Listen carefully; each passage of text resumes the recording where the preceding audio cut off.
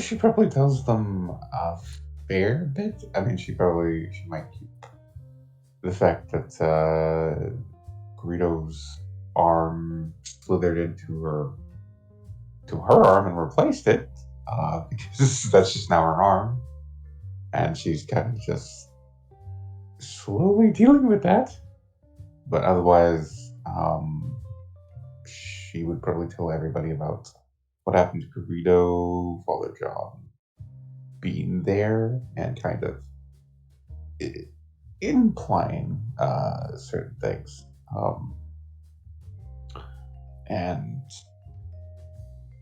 pretty much with with what Quattro said to her about one of her kids' friends and his parents were missing. Yeah,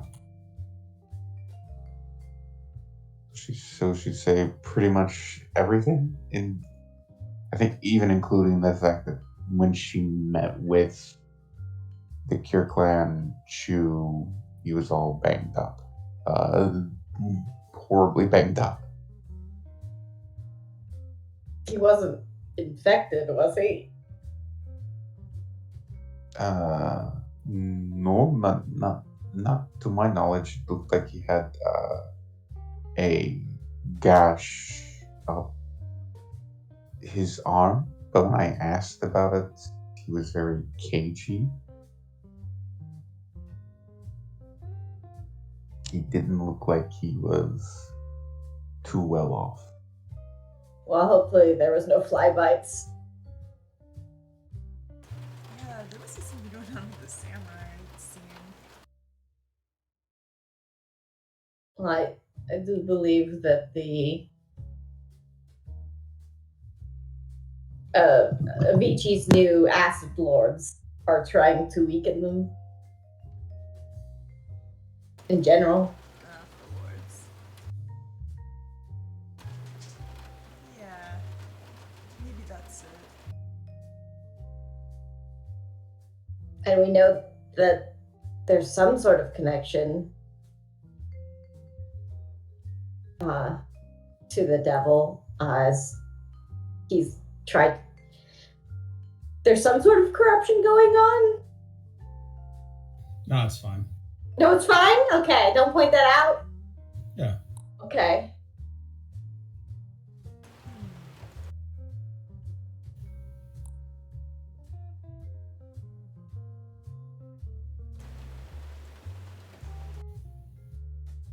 Not sure if we should open a case to investigate that.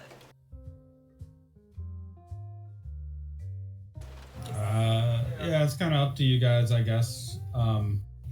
But now that we can assume that in character everyone's all caught up, there are a few different things that you guys can check up on after, of course, discussing things with one Lewis Clark, who appeared in the courthouse. You guys, I don't know how strong of a case you'll have to make to convince him. But what is something you might say to Lewis to get him to consider taking over for the Shadow Judge? Knowing what you know from the flashback experience through Kev. What do I, as having been Jeff, what do I know about getting Lewis to do something? Impossible. Impossible? It's very hard to get Lewis to do something he doesn't want to do. It takes basically the threat of violence in most cases, but in Jeff's case, usually he can make a strong enough case that Lewis can see the reasoning in whatever it is that Jeff was trying to suggest. So I just have to make a logic case. Okay, here's a trick that Jeff would definitely know. If you make it seem like the alternative will be more of a pain in the ass for Lewis, then Lewis may go along with it. For example, if something like cleaning the dishes, you either clean them now while they're easy to clean, or you try to do them later when they're all crusty and dried over and it's harder to scrub. Lewis, even though he's lazy and doesn't want to do the dishes, will probably just have a robot do it. But he will see the logic in, we need to take care of that before it gets worse. Okay, Icepeak tries to convince him that if he is judge of this trial, we will not have to chase these stand users down a second time, and we can instead go to space and break up the barrier for him. Roll me a. Wouldn't have to do it himself. Give me a precision roll for whether or not, like, it's basically persuasion in this case, but to see if you can not only get through to him with an argument, but also to determine certain things about him now that you're actually talking to him in person. Oh! 7 is amazing. Wow! So you can tell a few things about Lewis as he's listening to your argument. A, he has some similarities to Kev after he decided to basically go a little bit, how do I say that? Hardcore. The current angry Kev locked up in the lighthouse. Just being in Lewis's presence, he has a similar undercurrent of something. It could be violence, but you're not exactly sure. Okay. Kev, he's carrying something in him that is perhaps not, we'll say, conductive to normal thinking. Right? In this case, as you're talking, you can see the small robots crawling around on him will sometimes poke him to get him to move. So he's like changing positions, but his robots are nudging him to move his arm one way or another, just like on him. In one case, he's holding his hand out as you're listening to try and stop you. He holds it up for a little too long. You can see one of the robots just get up on his wrist and start to jump up and down to get him to lower his arm. After he's done listening, or rather after he pauses you. All right, you make something of a convincing case here. I have pressing matters that I should probably be attending to. Although he looks back at his Uzik and starts to go over a few things on the screen. You can sort of see his screen as he's looking at it. He has a to-do list open, and it has countless entries that he's scrolling through, but they're all blank.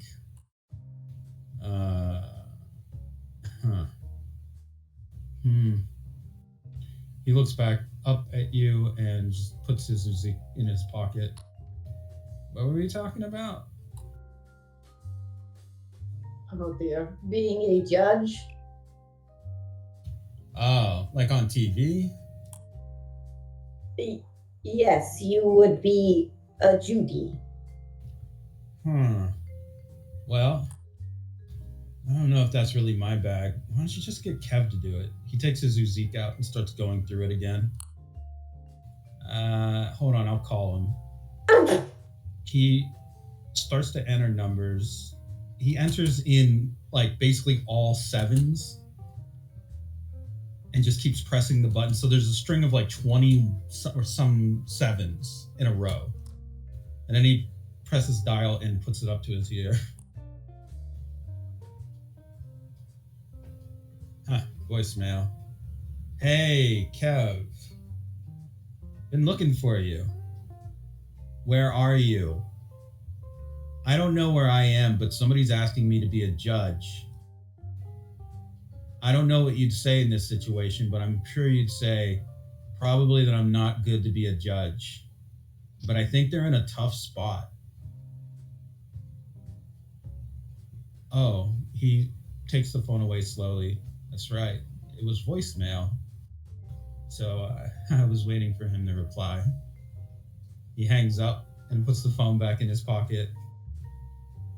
Judge, I can do that, but I'm going to need a little bit of help and some time to prepare. Lately, I don't know what it is, but I've been having trouble concentrating. So I'm going to have to invent some better brains. Do you mind if I take a look at yours? I have that would be acceptable. Okay. He basically pulls open his fingernail and pulls out a very tiny humanoid robot. It's about a quarter of an inch tall. He puts it next to his lips and starts whispering something. The tiny little robot is nodding up and down, and then he flicks it at you, Ice Peak. If you don't make an attempt to dodge, it's just going to run right into your ear. Oh, okay. Yeah, no, she holds still.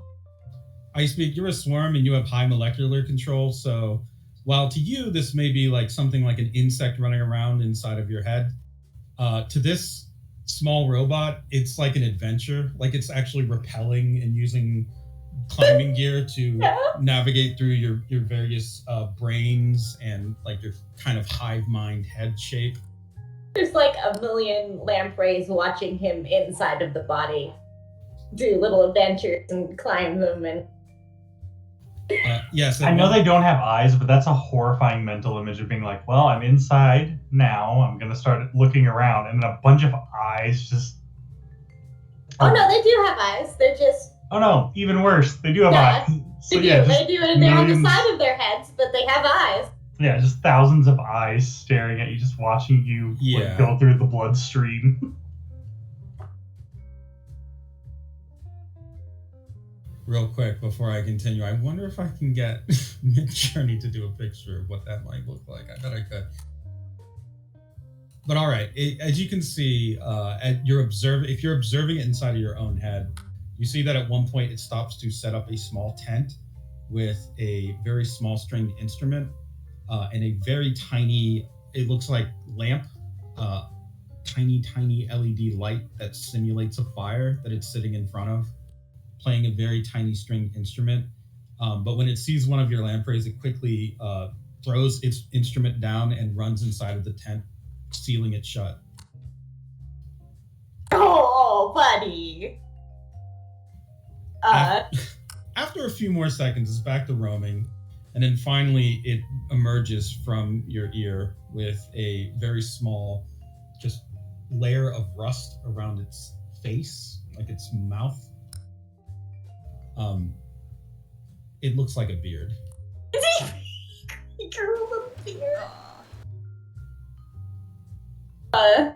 Well, my lampreys are all passive to this little explorer. Lewis holds his hand out expectantly. Toward the lamprey? Yeah. Well, towards Ice Peak.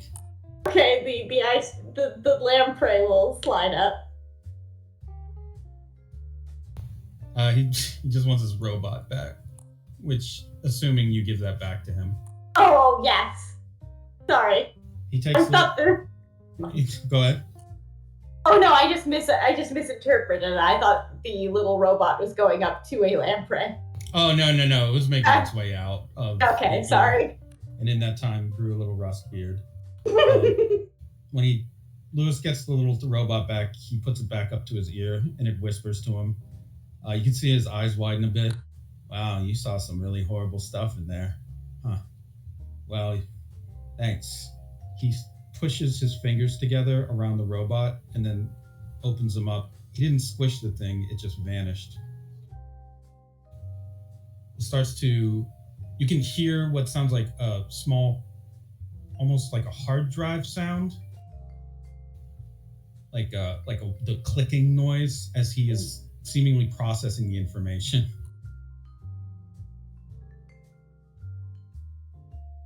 Are you cybernetic? Oh, me? Well, technically, I don't know. How much can I tell you without you freaking out? I am very open-minded. All right, fair enough. You could call me a machine if you want, but that would assume that I'm based off of any kind of earthly matter. I'm more like a psychic projection.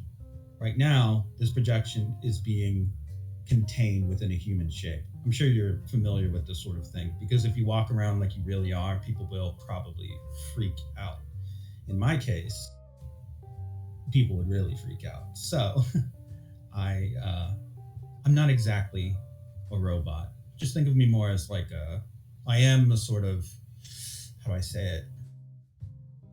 Like a dream, You are your own stand. in a way. We exist on a little bit of a different frequency than most.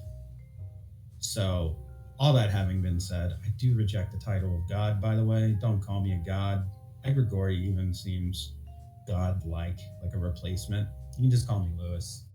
And if you call me something else, like a bad name, that'll hurt my feelings. I find your terms more than acceptable, Lewis. Great.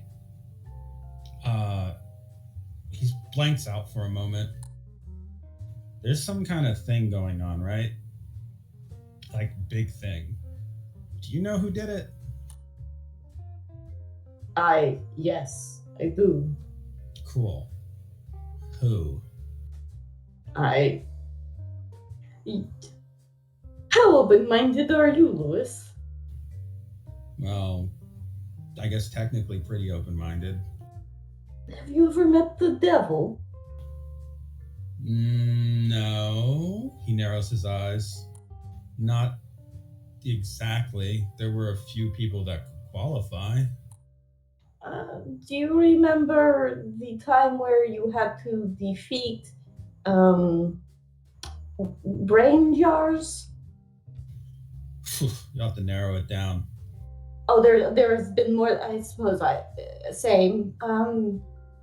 Well, the computer said that it would end the world if you knew too much. Oh, Plotter 1.0. I remember that. Correct. Yes. The creature it was defending you from. Well, it remains alive. No shit. Executive Zero. Is he here? Where is he?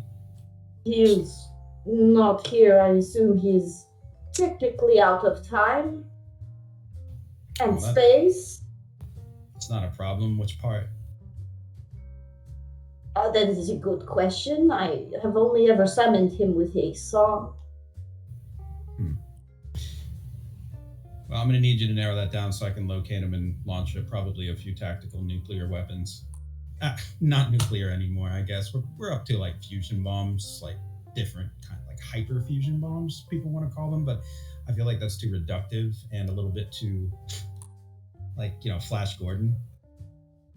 I'll have to think of a more clever name for my bombs. Do you have a name for them?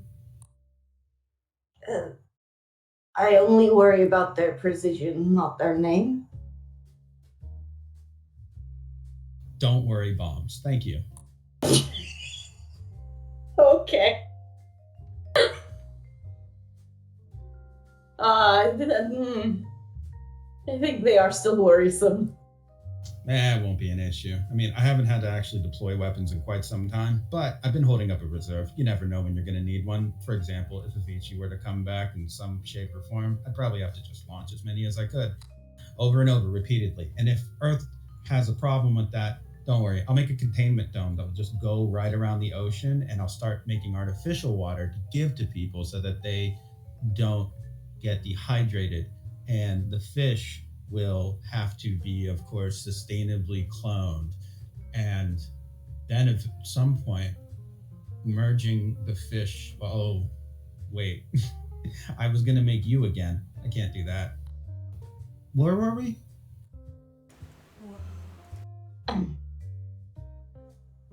You were trying to determine what is happening, but I think perhaps we should concentrate on you being a judge and us fixing the barrier so you may return where you came from. By the way, he points a finger up towards the sky. When my creation was running around those multiple lobes of yours, I happened to catch a glimpse of some important memory scraps, such as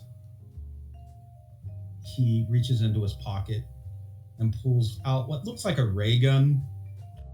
The fact that you all are responsible in some way for Kev being imprisoned, Does anyone have anything to say for themselves? Because this thing will vaporize pretty much anything I point out. I put both my hands up. He is having some memory problems, which are bringing his PTSD into violent shape. Yeah, Claudia also sir hands up. And in our defense, we didn't know what he was here for until it kind of just happened. So it was kind of a surprise to us when it got revealed. And yeah, that's my defenses. We didn't know until it was a little too late. Not only did we not really know what we were doing with that, we were willing to help get him out. Foolish mortals. He pockets the atomic ray gun. All right, Immortal Lewis. That's right. Oh, anyway, I'm gonna have to sort this out. Once I figure out where they're keeping Kev, and I presume that Rich is there too, because he's not very good at hiding when he doesn't want to. I'm sure somebody found him and locked him up in a similar way. I haven't had any contact with him since, well, it's been a while. He disappeared out of Vegas. You don't know anything about that, do you?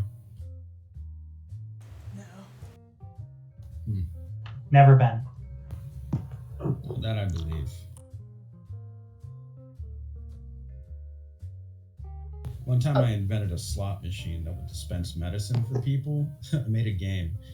It made it seem like they had a chance to lose, but it would just give them their medicine. Still, they liked it when the lights flashed, so patients were more likely to take their pills. Huh. Getting that dopamine hit before they get there. Yeah, I see it. See, just to make this clear here, you want me to be a judge, and then you're gonna make sure that I know personally where Kev is being held, so that... I am surprised you do not already know. Why would I know that? Do I look like some kind of boy genius? I kind of was, once upon a time, but not anymore. No, simply that is one of your creations holding them. What? Yeah. Mars Volta is apparently... I never made anything called Mars Volta. What are you talking about? Oh no, that's what he calls himself now. Yeah, it's kind of his nickname for himself. Is it?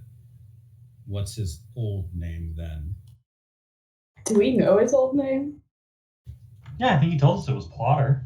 Oh, yeah. Okay, yeah. Walter? Plotter is holding Kev, and probably Rich. Is that right? Yeah, and Keep going. Also Leroy. He has also saved our life. he's also got like 2 personalities, which is a little weird. Like he'll switch from his robot self and then go to a human-ish form that starts saying weird things. Right. Some kind of social attack mechanism, I'm assuming. Not really a social attack, more like social camouflage, I guess, because he acts more human, and it does feel like an attack sometimes when he speaks, but I don't think that was the intention. It is both painful and amusing. Part of me wishes I had destroyed him when I had the chance, but it's hard to kill your children. Now he's more of a pain in the ass than I really could have wanted. Why is Earth such a pain? I do think he is helping. Yeah, that's what Plotter would want you to think. Because Plotter plots. He wants you to think that he's helping. And then he gets you to go along with things. And then the next thing you know, you're helping do bad stuff and you don't even know it. It's what he does. It's how he plots. His whole brain is a mechanism meant to basically win wars. And he's not bad at manipulating people either. I'm going to have to see this for myself. So, I won't leave you in the lurch here. I will preside as judge. But just so we're clear about this, if things don't go well in this case, that's not on me. And also, there is a very good chance that I am going to have to destroy Plotter. Something I should have done probably decades ago, at least decades to you. To me, feels more like 10 minutes or less. As long as you're agreeing with that, then we can go forward with this case. But if you have a problem with any of that, you should probably speak up now. I also promise not to harm anyone that he's roped into this mad plot, whatever he's doing. Well, he is sort of trying to defeat the Antichrist or something. It's complicated from what he tells. So hold on. He pulls out a different ray gun from his coat and points it at you, Claudia. Fran's again. Don't move. This is an anti-Stockholm syndrome gun. He fires it. There's just a click sound and a bright light, and then he puts it back into his coat. Does it work? Didn't do anything. As Claudia is not suffering from Stockholm syndrome. He did put himself in personal risk to save our lives. Well, I'm glad that you're here to vouch for someone that could have been the most genocidal maniac of all time. And I appreciate you just being like his probation officer or something. I don't know what you're doing, but trust me, I know him better than anyone else. I made him, and technically because of my stand at the time, that makes him a part of me. And in the same way that I wouldn't trust an evil me to do the right thing, I'm going to find it a little bit difficult to trust Plotter to do the right thing. So I'll have to see for myself. To be reasonable, I won't instantly vaporize him, okay? There'll be a discussion. All right. I believe he is also questioning those things of himself.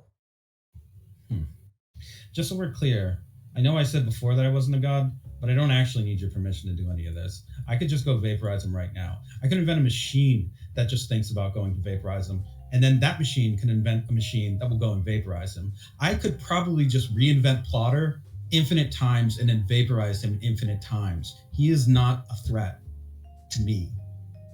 You know what I mean? Yes, we I think we get it. Yeah. Yeah, no, why would we be worried about what could affect a god? I don't know. I'm like invincible. He reaches into his coat and takes out a bag of chips. You want some? What kind are they? Peking duck. Peking duck. Oh, I've never had those. I've never had Peking duck. But it's artificially flavored. No actual duck. Yeah, he'll take some. Yeah, he hands them over. They have the taste of light poultry, green onions, and hoisin sauce. Strangely addictive, actually. Because you were in Lewis's kind of like shadow there, you can see now that you're actually eating them why he likes these chips. It just makes sense. Yeah. No, these are delicious. I think Mikey would actually eat them and enjoy them. Just like, I'm usually, completely vegan, so eating something like Peking duck, you gotta get like the tofu version, but this is fine. Cool. I like this guy. Thumbs up, Mikey. He gives a thumbs up. All right, I need time to invent some things that'll do the thinking for me based off of your brain scans. Although I'm gonna remove anything weird that you might have, like quirks or, interests, hobbies, romantic inclinations. I'm mostly just going to focus on your ability to fire off multiple synaptic messages at the same time, which is really cool, actually. Be handy if I had that sort of thing. I just, rely on like a sort of cloud computing mechanism, which is great, but currently is experiencing some problems. So That's probably the satellite. So I've heard someone say at least more than once. There's a thing in space, a satellite. What about it? How would a satellite block all transmission exactly? What is it using? Some kind of field? Yeah, there's somebody trapped inside who's probably a stand user. They're not happy with it. They don't want to be there. Oh, huh. Do you might know this? Are they constantly screaming? Yeah, actually, I unfortunately saw that vision with my own mind's eye, I guess. Yeah, they are constantly screaming. Oh, okay. Yeah, it's probably because their nervous system is connected to the satellite's relays. That's probably what that is. Makes sense, actually. There was some detection of a mine that was so broad that we weren't exactly able to get a fix on its exact location. However, if there's some kind of, we'll call it a nerve web, currently working its way around the Earth and blocking off anything from the moon, that would probably provide the sort of camouflage that would be necessary to cause this sort of issue. Technical difficulties. They happen to anyone at any time, anywhere. I'm sorry, where were we? Kev. No. Judge. No? What are Marisol's doing? I'm gonna ignore that. You were working on a new brain so that you don't have to worry about the cloud. Oh, right. Right. Yes. Thank you. Very good. I will have to go and coordinate that real quick. I have to get some of these robots to start doing their thing. Merging with other technology, creating offspring, eventually creating a small micro colony, moving that into a sort of buildup of, well, not exactly a civilization, but a nano machine. We'll call it a nanopolis. Yeah, a nanopolis. A nanopolis, cerebral nanopolis mesh. Are you trying to make it into like an acronym that sounds fun to say? Yes. Yeah, you'll figure it out. Well, okay, so I'll just do that real quick. But it's going to take me a bit. So why don't you guys, what do you guys do? You're cops, right? Yes. Mostly, yes. Why don't you just go fight some crime or something? He takes his Uzik out again. Yeah, we'll just fight crime. Yeah, do you need help? Like, no, I don't. We're good, right? Sure, I got this. He takes out his atomic ray gun again. I got this thing. No, we usually bring suspects in alive. Oh, cool. You guys do it a little different down here. That's dope. We used to blast them out the airlock sometimes. I used to think it was really cruel, but then one time me and Kev just like sat there with ice cream watching them float through, and eventually two of them smashed together and their little bits flew everywhere like confetti. Man, that was confusing, actually, now that I think about it. I watched that at a really vulnerable time in my life. I was just kind of like trying to get over some things, and I watched these two criminals just shatter into a million little diamonds in the black void of space. And at first I felt conflicted because, maybe they could have been reformed or gone through rehabilitation. But then as I saw the brilliant display of all these countless points of light made from people who are just very repugnant and a threat to society, I thought, wow. That's kind of fucked up. Yeah, I'm good to be a judge. A beautiful display of nature, conflicting with a fact that they were both corpses. Yes, indeed. These days, we don't really do that anymore. There's no criminals on the moon. We don't even really need cops. Kev used to get bored sometimes. It's a perfect utopia, by the way. He just starts going through his Uzik. I suppose that is why he came down here to train us. I guess. I mean, he's probably said something like that, but the real reason is he was probably just sad about his dead wife. Hey, It's great that you're willing to do this. How do we get in contact with you? Well, normally I would say you just pray to me, but that feels a little weird, and we don't really have that kind of relationship. So, I don't know. Here's my number. He gives you his personal Uzik number. Just go Did on it know whatever. it's 7? It's actually 1000000. It's just one and then a string of zeros. Okay. Yeah, somebody else had that number, but I managed to steal it. What? Well, they weren't using it. He kind of shrugs. I have the very first number on the Uzik network. Suck on that, nerds. These things suck, by the way. They're so slow. And they don't even, he sniffs it, they don't even have smell technology. Like, Smell? Wait, like the phone smells? yeah. I mean, we had, on our repeater devices, we had like, scent-based generators that were really cool because everybody was afraid they would just use them to make fart smells all the time. But actually turns out you could use them with different forms of dieting and they could help to supplement somebody's healing process in a hospital. Like the diffuser oil kind of situation. You know what I mean? It was pretty neat. But then one of them did corpse smell and that wasn't so cool. And he freezes for a second.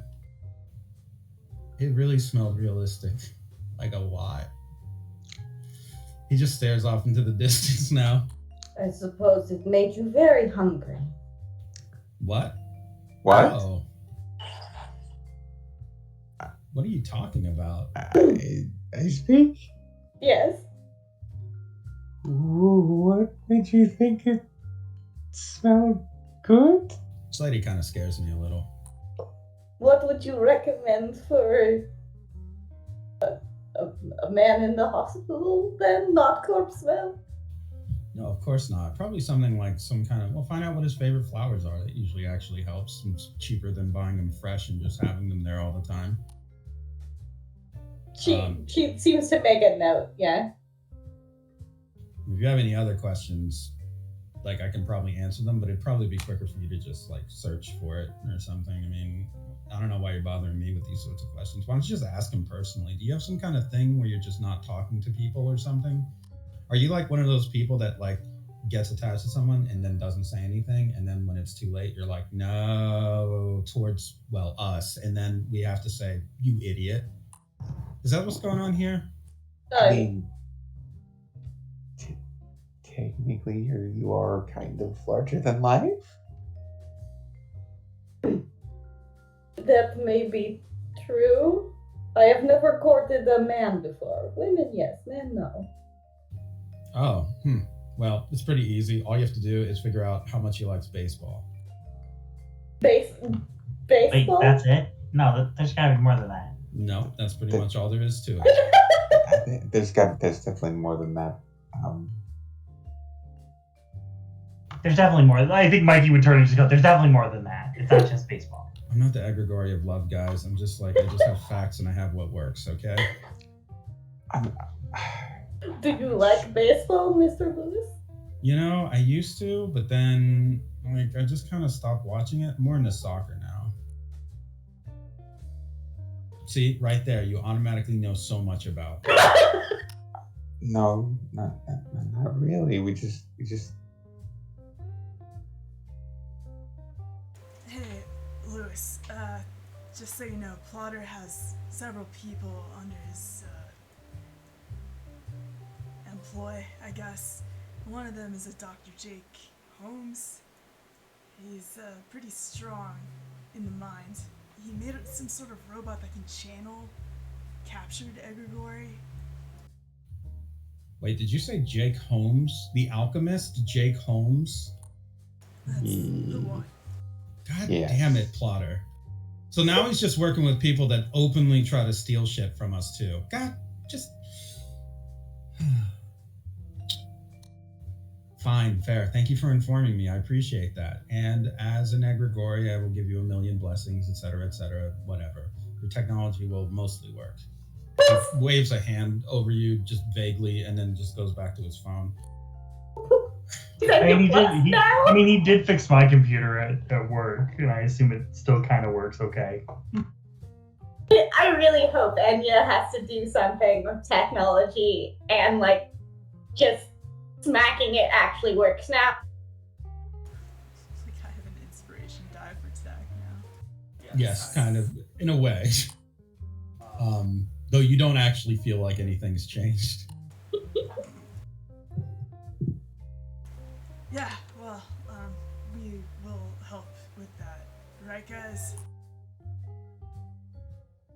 Okay, great. Yeah, totally. Glad you guys are all on board. I have to go to my workshop now.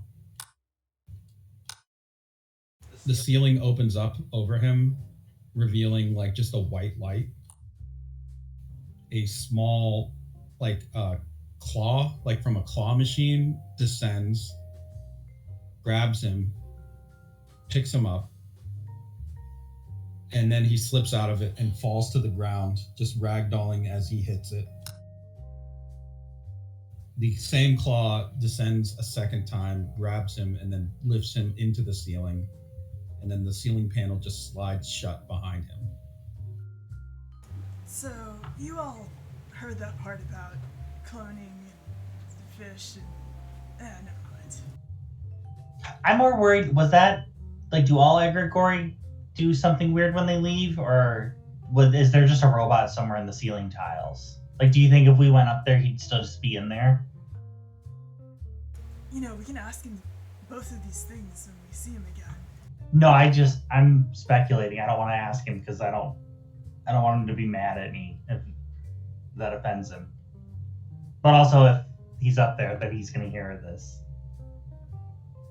And then he kind of looks up just to see, like, do I see, like, you know, like dust falling from it, like somebody's crawling around up there? Or... No, it just looks like it wasn't even there to begin with. The ceiling panel is weird. Seamless Okay. construction. Okay, then yeah, that definitely answers his question. So it'll take Lewis probably about the same time to make these inventions as it does for the trial to, like, basically to the next day. It's going to take him about that long. Sorry. I was just going to say, I suppose we should inform our lawyer that we found a new judge. Yes. Okay. Well, she is probably still in the building, I suppose. So if you go to find her as she is preparing to leave, and tell her, presumably, that you have a judge,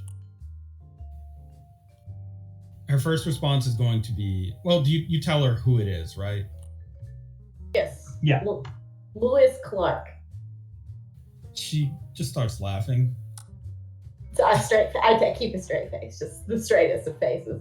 And then she turns to walk away, only remarking, I thought you guys were supposed to take drug tests or something. This is really going to turn out to be a real train wreck of a case. Oh my God. I think Mikey would be like sliding up next to her and just like, no, we're for real. We found him. Sure, I believe you. No, you wanted a god. We brought you a god. I'm sure you did. And I'm sure he blessed you or something, right? Before he left into the heavens or something, whatever, right? Well, I mean, technically Enya did get blessed, but that's not... there was a shadow man, like Grim Reaper looking guy who was the judge before. Why is us finding one weirder? The shadow judge is an established part of Guam's legal system, okay? That is just a fact. But a god, an egregori showing up, that doesn't happen. They're here, they walk among us. We've met at least two of them. Sure thing, I believe you. We have! And he like turns to the others like, come on guys, we've met them, right? Technically 3 of 4? 4, we have met 4 of them. Actually, no, because then there are the ones that, yeah, you know, the numbers are a little weird on how many we've met, but we know of them.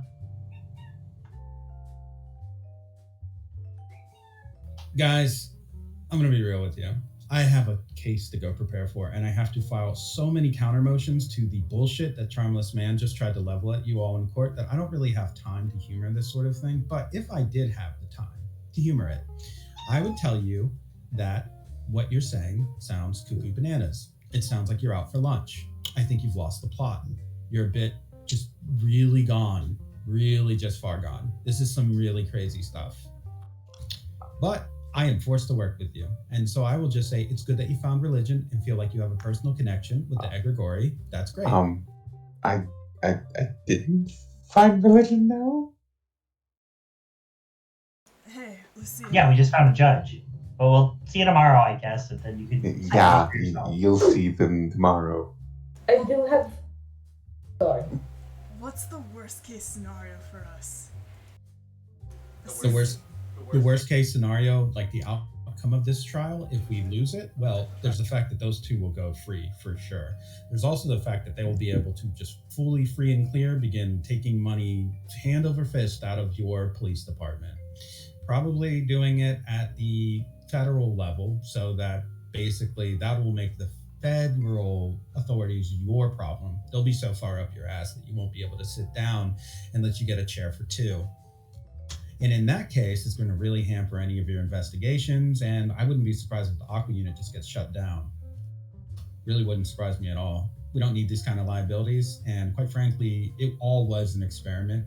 I mean, as much as I like the work that you guys do, stuff like this could be the end. So, this is pretty much all or nothing. Yeah, and right now it's looking like a lot of us losing our asses in there. I mean, losing the Shadow Judge alone is a huge problem. I mean, he is one of the only justices that is able to convict these sorts of crimes without worrying about reprisals or anything. And on top of that, Charmless Man is bringing all of Dorobo's power against us right now. I mean, he may look like one person, but he's got a whole kingdom behind him, practically. Lawyers upon lawyers upon lawyers, and probably AI-driven researchers as well to cite case law, which is always a pain in the ass. Most of the time, those things slip up, but in his case, not really at all. They're very quick. It's how Dorobo is able to acquire so much land when it probably shouldn't have, and even has property here on Guam. Alright, thank you. I just needed to process that. Yeah, right. I mean, basically, we're all on the chopping block here. I mean, if I don't at least try to salvage something out of this case, I'm probably going to lose my position as well. Which is, at this point, seemingly an inevitability. I have to fight some really, really not so great cases, so. I do have one legal question. Sure. What makes a samurai? Oh, well, that's a sort of interesting topic, I suppose. Internationally speaking, samurai are treated with almost the same sort of protective laws as religion because of the manner in which they operate and because most of them do indeed have certain abilities that make them difficult to govern. If we were to enforce a law on samurai as we do on your average citizen, 9 times out of 10, it would end up with a lot of dead cops. So basically speaking, internationally, they've been allowed to duke it out whenever and wherever they want, as long as there are no innocent civilians that are in harm's way, not including their members of their crews, who are also sort of deputized. In a manner of speaking, though, they have certain protections if you think of their fighting as being like a religious rite. I see. So would that change if the case that this man is bringing, if one of the crew from the others were a samurai? Allegedly. I feel like we need to throw out a lot of allegedlys with any of this. So, that what I told you before does not mean that samurai are above the law. If a samurai steals a car, that is not a samurai duel, that is a samurai stealing a car. Just like if a priest stole a car, he'd still go to jail. If a priest was doing an exorcism and it managed to disrupt the building, what is the rules on that? It'd have to be a case-by-case basis, I suppose. In this day and age, exorcisms are actually kind of accepted, and in legal terms, they can be excused in certain cases if there is destruction or collateral damage caused. However, you would have to, of course, prove that an exorcism took place, and you would need certification from, well, property owners and such. If you're referring to one of your, I don't know what to call them, friends, the ones that are responsible or for basically, how do I say this? magically disappearing an entire piece of Dorobo's property, then I would have to regretfully inform you that there really is no protection for them, at least as far as that act is concerned. Now, if they were doing it in commission of fighting another samurai and they are a member of a samurai clan, there may be an argument to be had there. One of them is a member of a samurai clan, and I believe it was done, as that building is very haunted. Well, haunted buildings are not exactly open season. It really depends on what the haunting and its nature are. But basically what I'm telling you is no, there is no protection for your friend here. I cannot restate that enough. And trust me, I do know a little bit about the law. I understand. Right. Well, we'll have to look at all sorts of other strategies that we can use to try and buffer the damage that is being caused by Charmless Man. Trust me when I say I will not go down without a fight. I hate that son of a bitch, and I would like to see him rot in a hole somewhere, not winning a case and being in the headlines and such. So that is what he's chasing. So we'll have to see if we can maybe find our fighting spirits, really dig deep, and push back against the evils of the world that happen to have very round ears on top of their head. What the hell is that even? She just kind of rolls her eyes. I really do have to go. So if you have any other questions, just email them to me. And if you know anyone that might be hiring someone with extensive legal experience in the private sector, maybe I'll be looking soon enough. So always good to prepare one's resume. You never know when you're going to have to dust it off and send it in. She just turns kind of tense as she does and just starts to walk off with a very loud, steady clicking of her heels.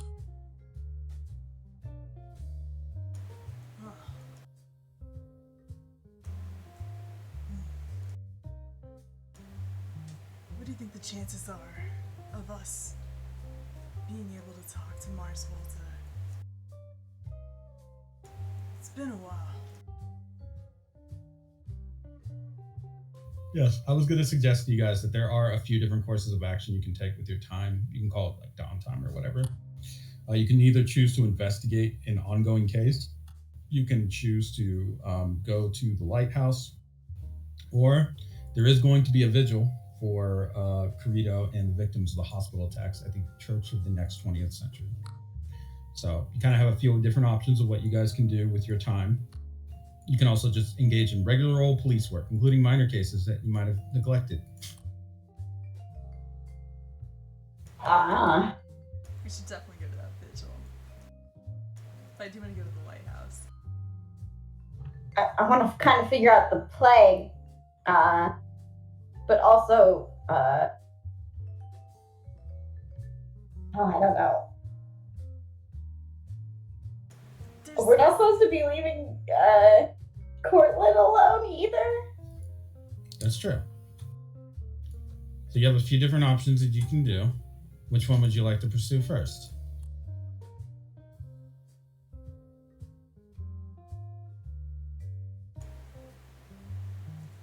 I mean, we should investigate the fly thing. That's Sure. kind of a wildfire. Yeah, and that's a little bit also of Claudia's kind of, that's in your wheelhouse, right? Like you probably have some stake in finding out more about what's going on there. Yeah. Okay. I have a feeling that going to the vigil might have, lead further into that a little bit. I don't know. Well, I mean, both can be done. You guys were investigating or doing some work on the flies themselves that you had caught, like the bodies so far that you've gotten the samples that have, the specimens, I should call them, that have not been burned by the Guam troopers, which I guess for Mikey's information, because he wasn't here last week, that's what the very heavily armored, almost mechanized members of Guam's military are called. They're called troopers, and they're showing up more often in the city to just, burn things with flamethrowers. Great, I hate it. Wonderful. Who, I guess, is going to be involved with the, examination of the specimen, the fly specimen? I mean, that seems like an Ice Peak kind of thing, but I can see Mikey and Claudia both being interested. Enya, I mean, maybe too. You probably want to know more about it, right? Yeah, sure, why not? So maybe a little light lab work. Let me get the thing for Ice Peak's lab out. And assuming Ice Peak is the one doing most of the scientific work here, I guess Mikey is a forensics guy, so he knows you're pretty experienced with science yourself, but it's mostly in detection and, figuring out chemical traces, things like that. So you guys will both be able to provide roles here. And also, I'll just get a role from everyone involved as you're part of your... Now that you guys are higher up in your molecular control and you have more of that bullet time kind of coordination, it also means that you can effectively coordinate with one another to do things like lab work. Or if you had to... One of the probably silliest examples of this is Claudia could just coordinate you all to be a barbershop quartet without you having any singing experience. So as long as one person's leading and has experience in a thing, you're all pretty much proficient with it in D&D terms. In that case, Ice Peak, I will need you to provide me with let's take a look at your sheet real quick. As you're doing, give me a brain trust roll. A 4.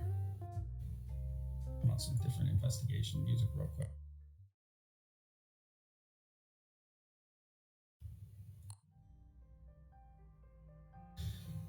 With a 4, the first thing that you notice about the specimen that you're doing the examination on is that it was likely a, we'll say, woman in their, judging by the facial structure and age, probably a woman in their early 30s. This is, of course, very difficult to actually ascertain. You can only do a rough guess. It's just by facial features, because that's the only part of this that's really still kind of human-ish, is the shape and structure of the face. It has been extended. It has like an extra hinge on the jaw so that it can open wider and something as large as an arm can reach through. Other than that, this fly seems to have the sort of physiology that you would associate with a maybe like a prehistoric Jurassic era insect. It has a larger oxygen intake, which also means that it doesn't have a very long lifespan because of its size.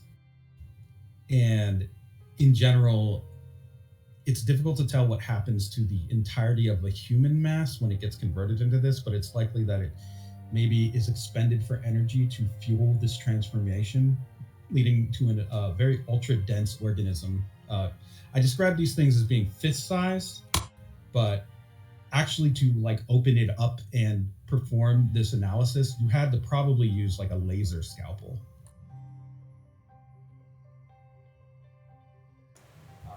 They're pretty armored.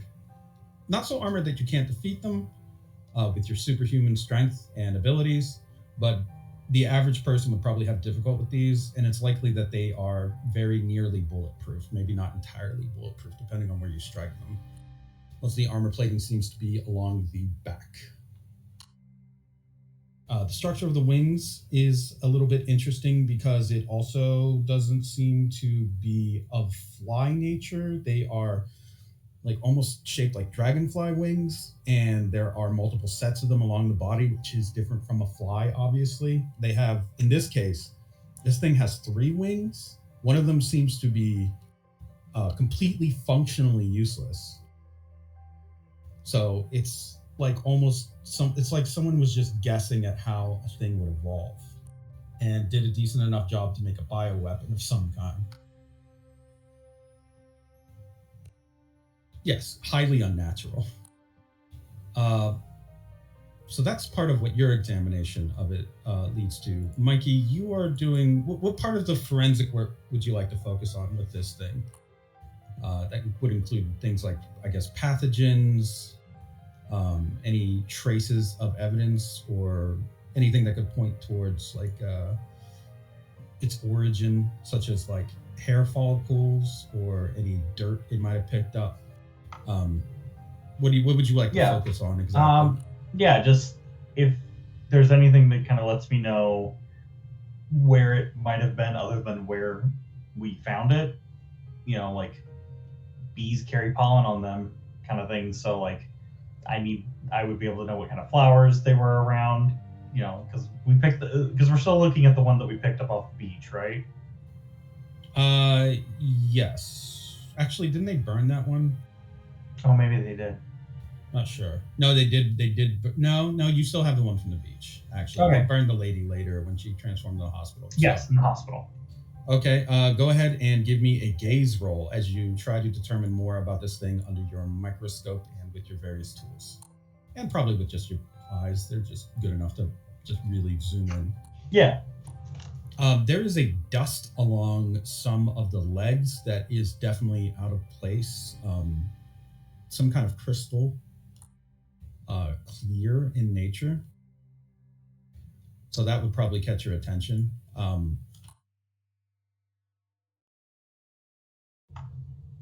Okay. Yeah, I would try and, I guess, research where this would be on the island, if it exists on the island, and if it doesn't, then where it might come in from. Okay. The analysis of the crystals revealed that they are citric acid. The sort of thing and there is some sugar mixed in with that too. This is the coating of sour candy. Yeah. Yeah. Okay. So that doesn't really tell you a location, but the fact that this is present on the leg of the fly after it has transformed means it must have touched some sour candy at some point, or difficult to say. Would have had to have picked it up after transformation. As far as hair goes, there is one hair that can be found on it that is not part of the fly's physiology. It's kind of like entwined around part of its armoring. It is a very pale blonde hair. Very thin. So yeah, can I run that to see if it matches any human that was alive on the island? So at least I can maybe inform a family that a missing persons is found, unfortunately. Or is it not people? Well, when you run the hair sample through the database, you actually get it comes up in connection with another crime. Very recently, actually, there was a crime scene where somebody had broken into an apartment building somewhere in Stella Maris and had apparently been involved in breaking and entering, assaulted the homeowner, and then left. Some of this hair is actually connected to what they believe to be the hair of the perpetrator of that crime.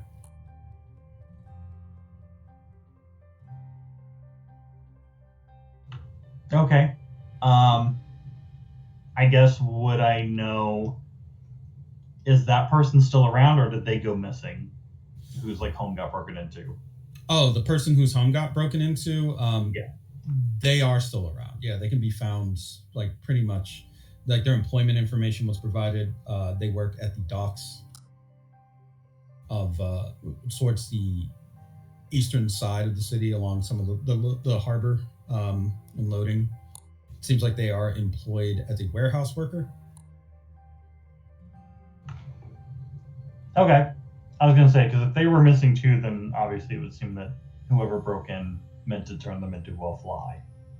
Doesn't seem to be the case. The person is listed as being like known, and there are no connected like missing person reports to that individual. Okay, yeah, then I think I'd make a note of it so we could probably go check them out if we need to. All right. And finally, Claudia, as part of the laboratory efforts, you could assist with analyzing the parasite that is the viral transmitter. So go ahead and you give me a secret sniffer roll. Okay.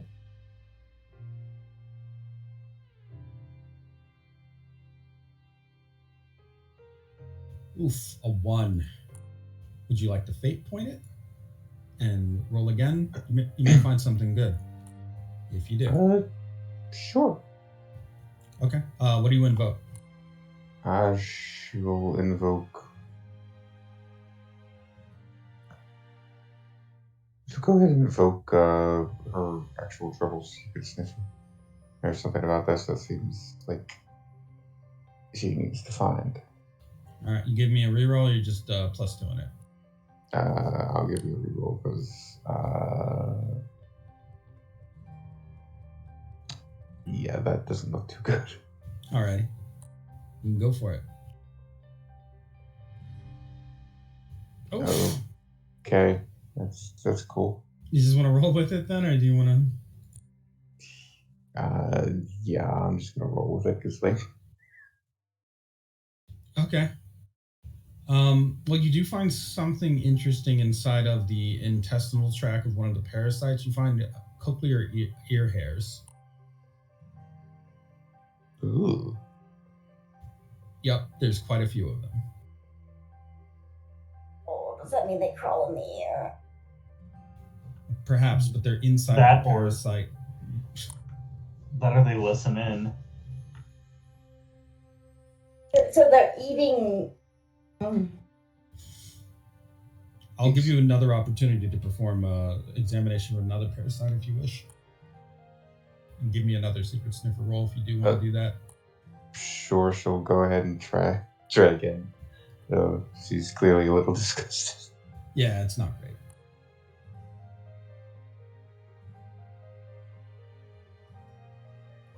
Five, a much better roll. Now that you have the expertise, I guess, doing the first parasite. What you find in the next one actually does cause you a little bit of, I would say, well, I guess it depends on you. What you find is optic nerve matter. It looks like optic nerves just threaded throughout the parasite. Ooh, yes, that does cause her damage.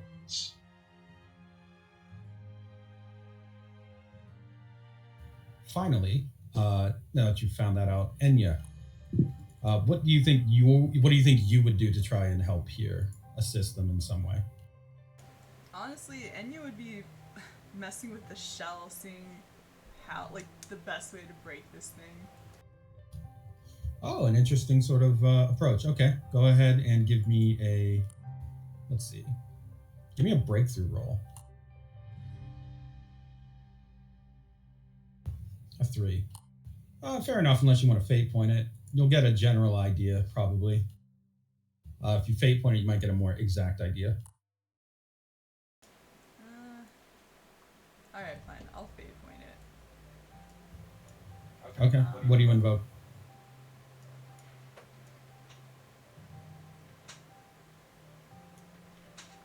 Ooh, I don't really have anything that's too appropriate here.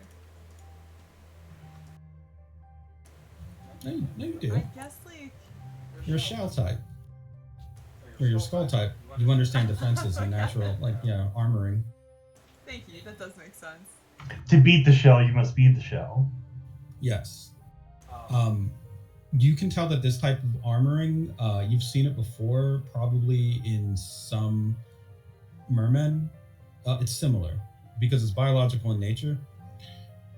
This type of shell is extremely resistant to things that pierce. It's extremely resistant to blunt damage, and slashing it is not easy either. But one single focused point of impact, similar to glass breakers, could actually cause a small enough fracture that the stability of the shell will just crumble in. But it has to be a very hard, fast impact, and it has to be smaller than a bullet. So it would have to be a fine point. That would probably just crack this thing like an egg, actually, if it was applied with enough force, which I think with your stand and your own physical strength, you could likely do. Yes. Okay, that's useful. Okay, so presenting, I guess, Ice Peak with all of the information that you guys have helped to gather. Ice Peak, what is a report that you might give on this insectoid specimen? I guess I would fill in on like all the ways that we have found that might be able to help the police station. Like if you need like trank runs instead of rounds instead of normal bullets. Question, actually. Yes. So Yeah. you're in charge of and responsible for like the kind of scientific data that comes out of your lab. Is this Okay. something you would choose to share with the Guam military? Because they certainly seem to have some vested interest in combating this.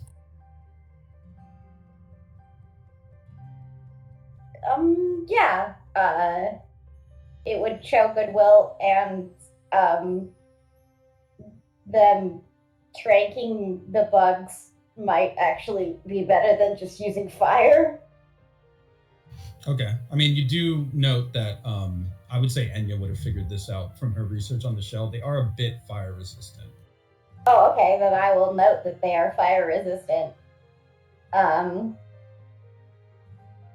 I guess what was the Claudia found that there were like the soft inner bits are inside the bug. It seems like the parasites have traces of optic nerve, cochlear ear hair cells, or ear hair follicles, and things of that nature. So does that indicate its diet? Difficult to say, but possible. Okay, then I'll put that on there. Wait, no, that's an important distinction. Is it because it ate those things from something else, or is it that their intestine is lined with like these? Well, actually, Claudia, give me a. You're a community outreach person, so it's like you'd have some information socially, like on the community.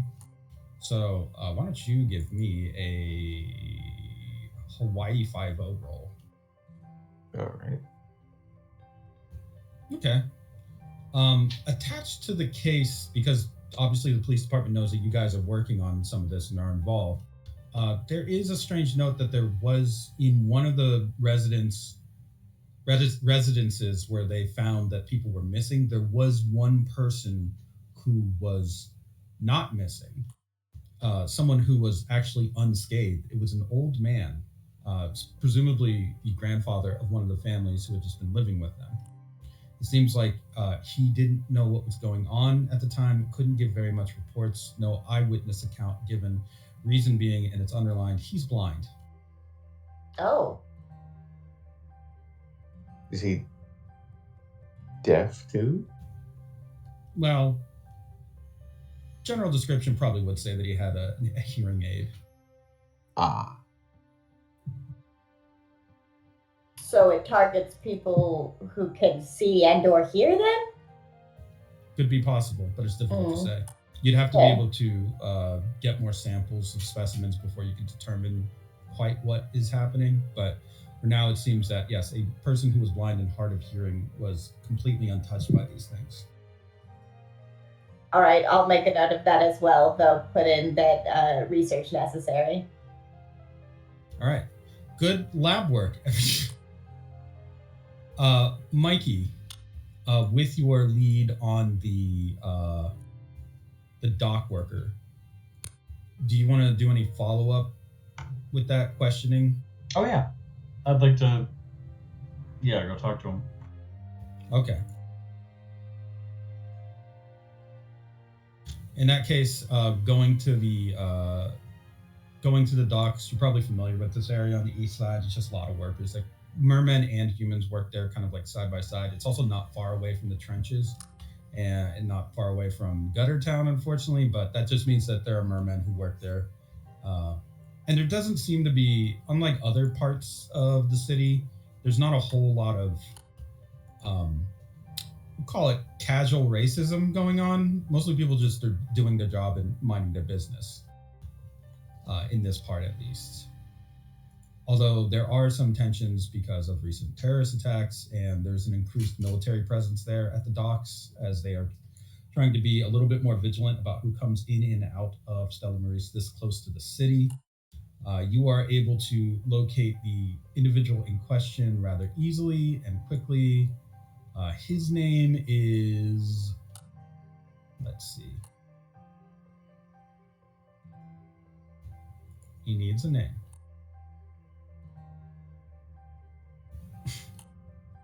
Oh, you didn't. His name is Oh. Darren Dotson. As a dock worker, you probably have to ask around where he is and what he's doing. It seems like he just came back from his lunch break. So whenever you find him, he's... Hold on a sec.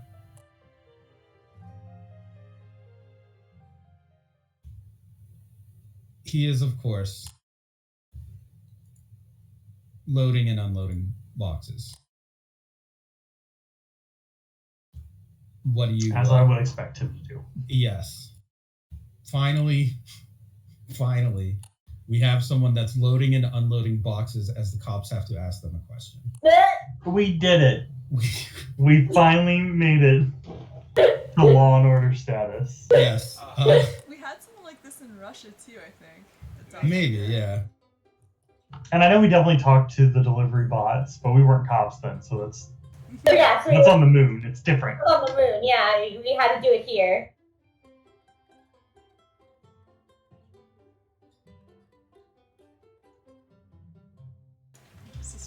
This beautiful Wes Anderson music. All right. Mike, you notice, as you're approaching this guy, there are multiple people around who seem to just be watching you, almost with bated breath.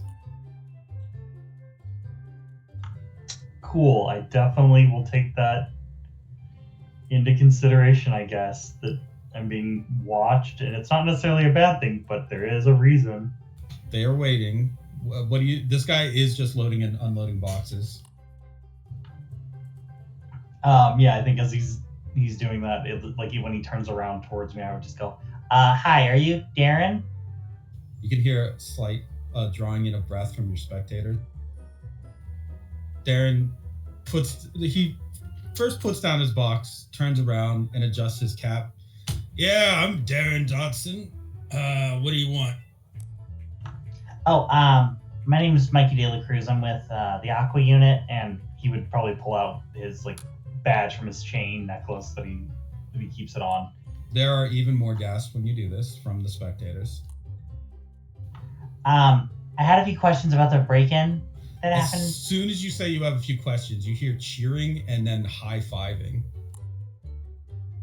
The spectators are just patting each other on the back, fist pumping.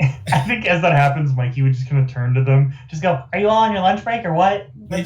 Once you say that, they start scattering. Okay, yeah. Thanks. Darren adjusts his hat again and says, "All right, well, you can ask all you want, but I'm going to keep doing this." And then he picks up a box and then sets it down in a pile. What can I do for you, officer? Is this about the break-in? Yeah, about the break-in. I just had some questions because we're following up on some other stuff that might be related. What was taken from your home?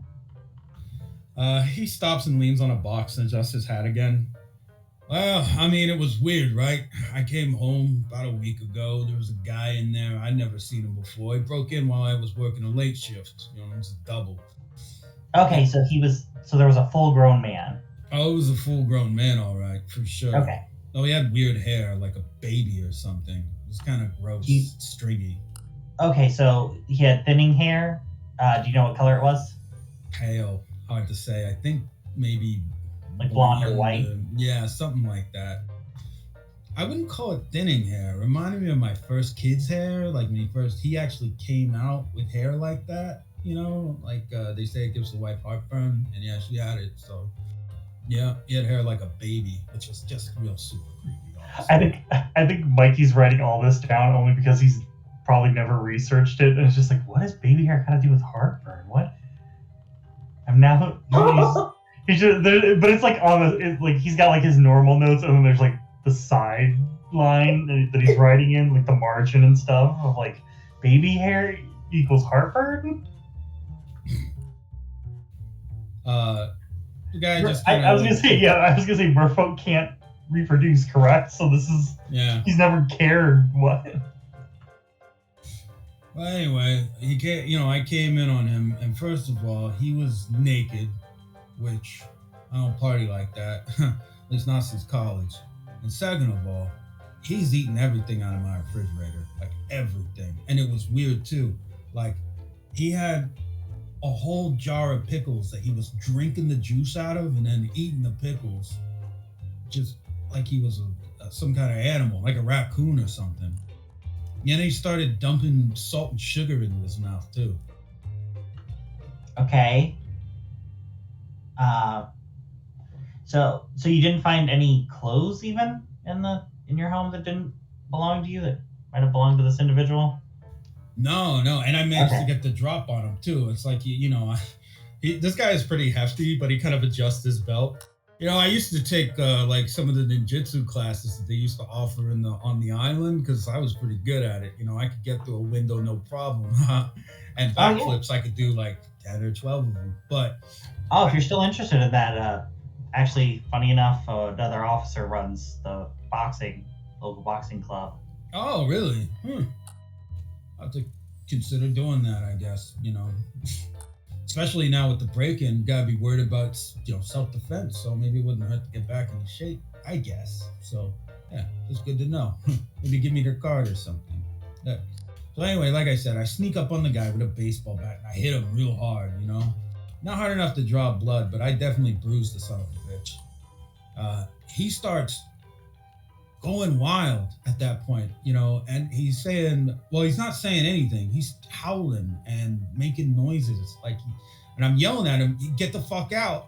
And he tries to grab me and, he's sweaty. So I push him off it. Again, I can't overstate how weird it was that A, he was naked, and B, he wasn't talking. I assume this is some kind of guy who escaped from maybe one of the local hospitals or something. He just kind of made noises like, and after that he went through the window and got out. So I filed a report, obviously, because that really creeped me out. I had trouble just sleeping. I'm just thinking of getting can't tell you about that. Little home protection, probably. I mean, if it's legally purchased, there's no problem with that. Yeah, right. We're legally purchasing our gun here. You're saying to the cop that you will do that. Yeah, of course, officer. Why yes. would I do anything else? Well, because it would be a crime. But you wouldn't admit to doing crimes in front of a cop. That's silly. That would be really silly. Almost as silly as how many boxes I have to pick up over here. And then he starts trying to stack them again. Yeah, you're not moving them onto a pallet or anything. Is there a reason for that, or do you need... He kind of steps in a little close to you and leans in. Look, we're in a union. Oh, don't worry. I get it. Right. And then he just goes back to stacking boxes. Anyway, they never caught the guy as far as I know. At least no one's told me. Did you find him? Well, we think we may have found others who were burgled by this man. So we're trying to make sure everything lines up in terms of motive and what they saw and what they dealt with. Hey man, just so we're clear also, if this guy has mental problems, I had a cousin that was a little weird. I feel bad hitting him. Maybe he actually needed help. So I hope it wasn't. If you do find him, I hope he's not too messed up and he can actually get to a hospital. At least his family can find him or something. Yeah, we're hoping to find him, and just maybe it was an episode or something that can be explained. That's part of the legwork of this too. Hey, can I ask you a question? Yeah. Is it legal? And hear me out on this. Hypothetically speaking. Hypothetically speaking, is there a law against going to a mermaid prostitute? Well, I'm pretty sure prostitution is illegal. Right, for humans. Yeah, and you would be a human in this case. But I'm not the prostitute. Okay, but you're still... Prostitution is kind of a two-way street. Both a prostitute that doesn't get any work is just walking around. Well, yeah, but they're the ones breaking the law. So, yes, but so are you. No, I'm not the prostitute. I'm not breaking any laws. Yeah, but you're engaging in the activity. It'd be like saying, I didn't buy the cocaine. My friend gave me some cocaine. You still do cocaine. Well, no, yeah, probably, I guess. But, like, you know, like, okay, so hear me out on this. A prostitute that's still walking around, she's not visiting, is still a prostitute. But if I'm walking around and I'm not going to the prostitute, then I am Darren Dotson, regular dock worker. Yeah, you're just a guy. But it's when the money gets exchanged and the acts start occurring that's the illegal part. All right, I'll keep that in mind. I guess this is all hypothetical. I assume just kind of like the legal gun purchasing. Right. Yeah. Exactly like that. Thank you, officer. Yeah. Okay. Well, that was a lot of information. You didn't see which way he went after he jumped out of your window. Oh no, there was a storm going on and it was dark. I couldn't tell. I mean, I figured you might have more reports on a naked guy running around, but oh yeah, we've been looking into those too. You know how it goes. Sure. Well, I'm glad we had this talk. I appreciate you visiting me and following up on that. You know, normally when guys come down here to get questions out of dock workers says, you know, I gotta work, come on, you know, I'm almost on my lunch, I'm just trying to go home. And then, you know, they don't like to stay and chat and make it, like, you know, personal and comfortable for the police officer. They just kind of they're hostile.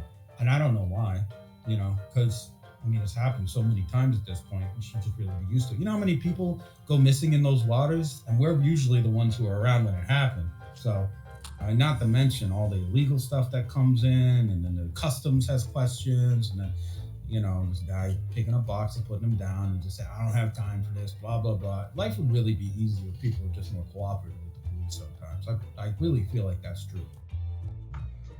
Yeah, and I mean, it feels like, I don't know, it feels like we've lost something as police officers, that we can't just go up to a guy doing his job and ask him like 3 questions. Right. And they get like simple answers. We could all be on our way, and society's a little safer. I don't have a problem with it, you know? Like, I think it should just be that way, you know? Yeah, could really like expedite solving crimes. Isn't that what everybody wants? Exactly. As long as you don't beat the shit out of me to get the information you want, then there's no problem. No, I have no reason to do that. Thankfully, this time. Well, no, I mean, as a cop, I wouldn't. That's not. I mean, there's gonna be cops that do that, but they shouldn't. They should be fired. You're telling me. And yet, well, the cycle continues. Yeah, we're working on it. Of course. No, I appreciate your efforts and everything, and you know, again, I do appreciate you coming down and asking these questions. So. Don't let me hold you up. As you can see, I'm still very busy with a lot on my plate here. So he picks up one box and puts it, he thinks a moment and then puts it on top of a stack of 2 other boxes, and then kind of like stares at it for a moment and says, no, that ain't right. All right, I'll let you figure this out. I think he would go for either like a handshake or like a pat on the back. Yeah, he stops to give you a hand. Thanks for your time. Keep up the good work. We all feel safer. I hope so. Thank you. And then, yeah, that's all he's doing is just picking up boxes and stacking them. Yeah, I think because Mikey has this like 360 view, he is just watching this guy move boxes around, like just that. And it's just kind of like, all right, what a way. What a thing to do. As you're leaving, give me a gaze roll real quick.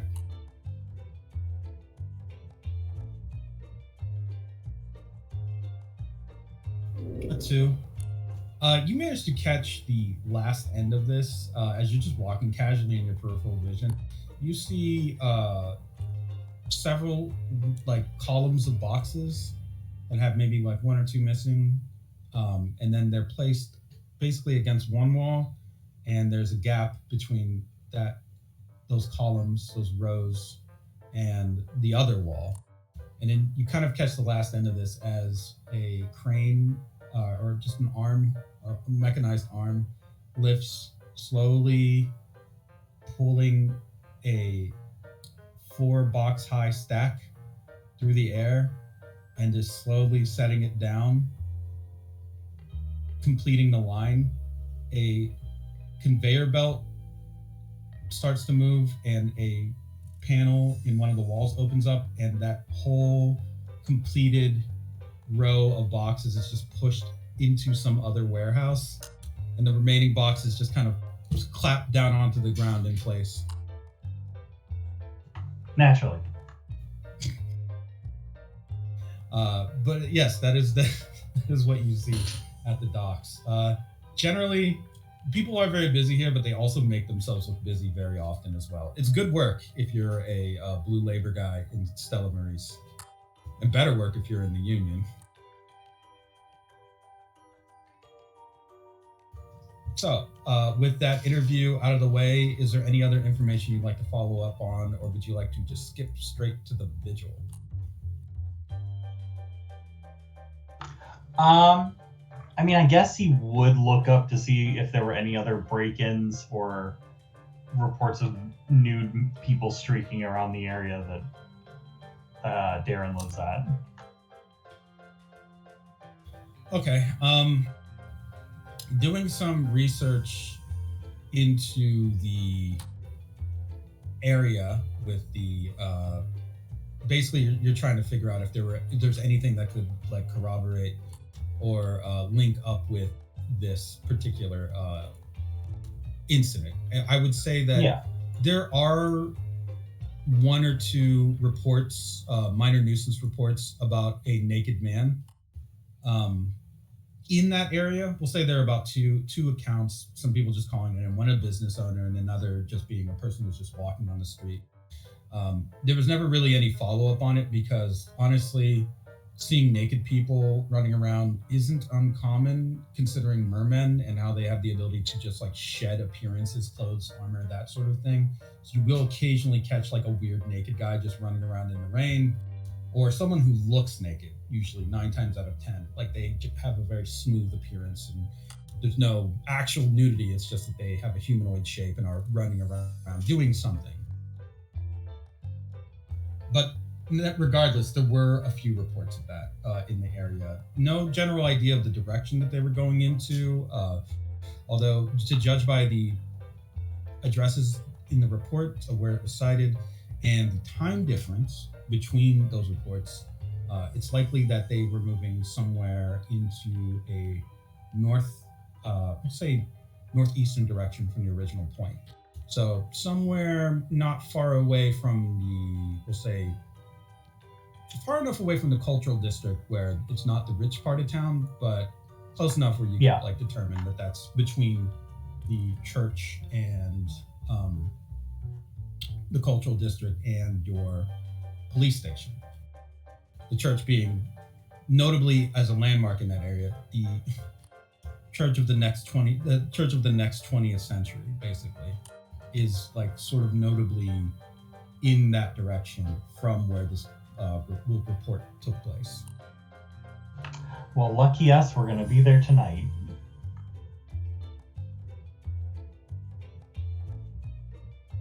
Yes, we will.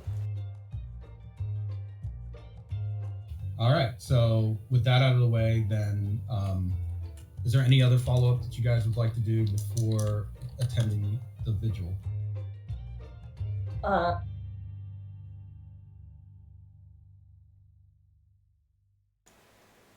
I guess I should go see Courtland, but I don't really have much. I mean, maybe he wants to come with. He's like in a wheelchair, isn't he? Yes, he is still in a wheelchair. Yeah.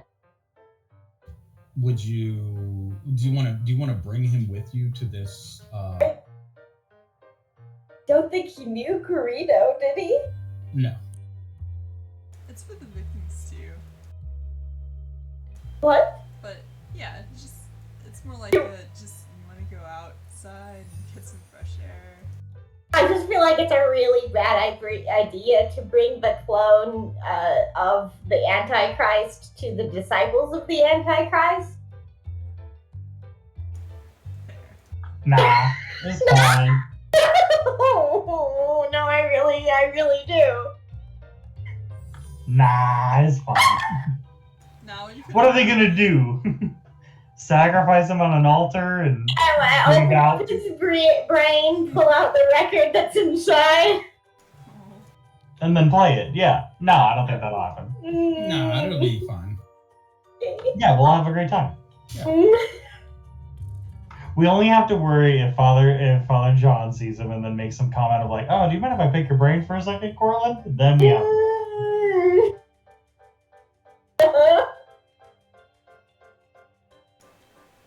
Well, Why are we taking this boy to church? Well, I don't think we should. I was joking. I don't think we should. It seems like it would be bad. go visit him though. That's yeah. You have a quick talk. Okay, I don't mean to I feel like I'm interrupting the flow though. I mean, doesn't have to be an extended scene. Visiting Courtland would probably, you'd find that. Where did you leave him? Actually, where are you keeping him currently?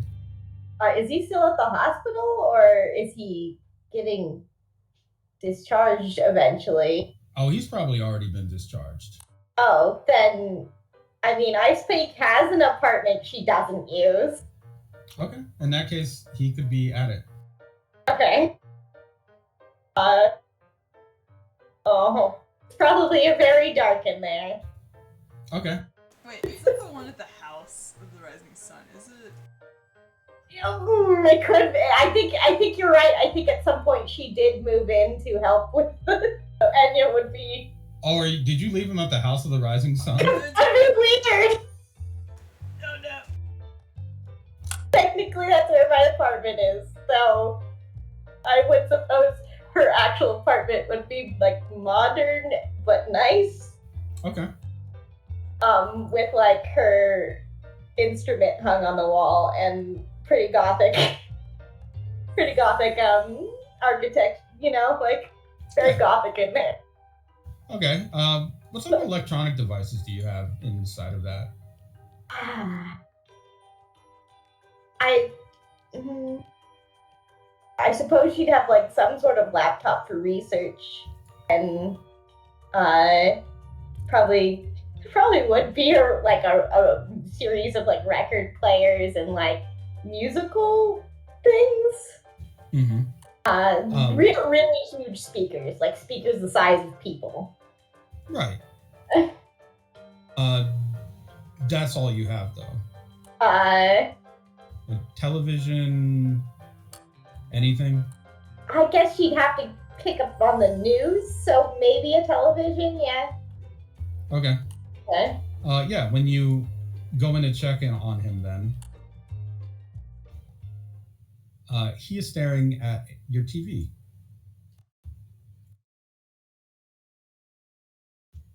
He's just staring at it, seated directly in front of it, and just watching a blank screen. Hello,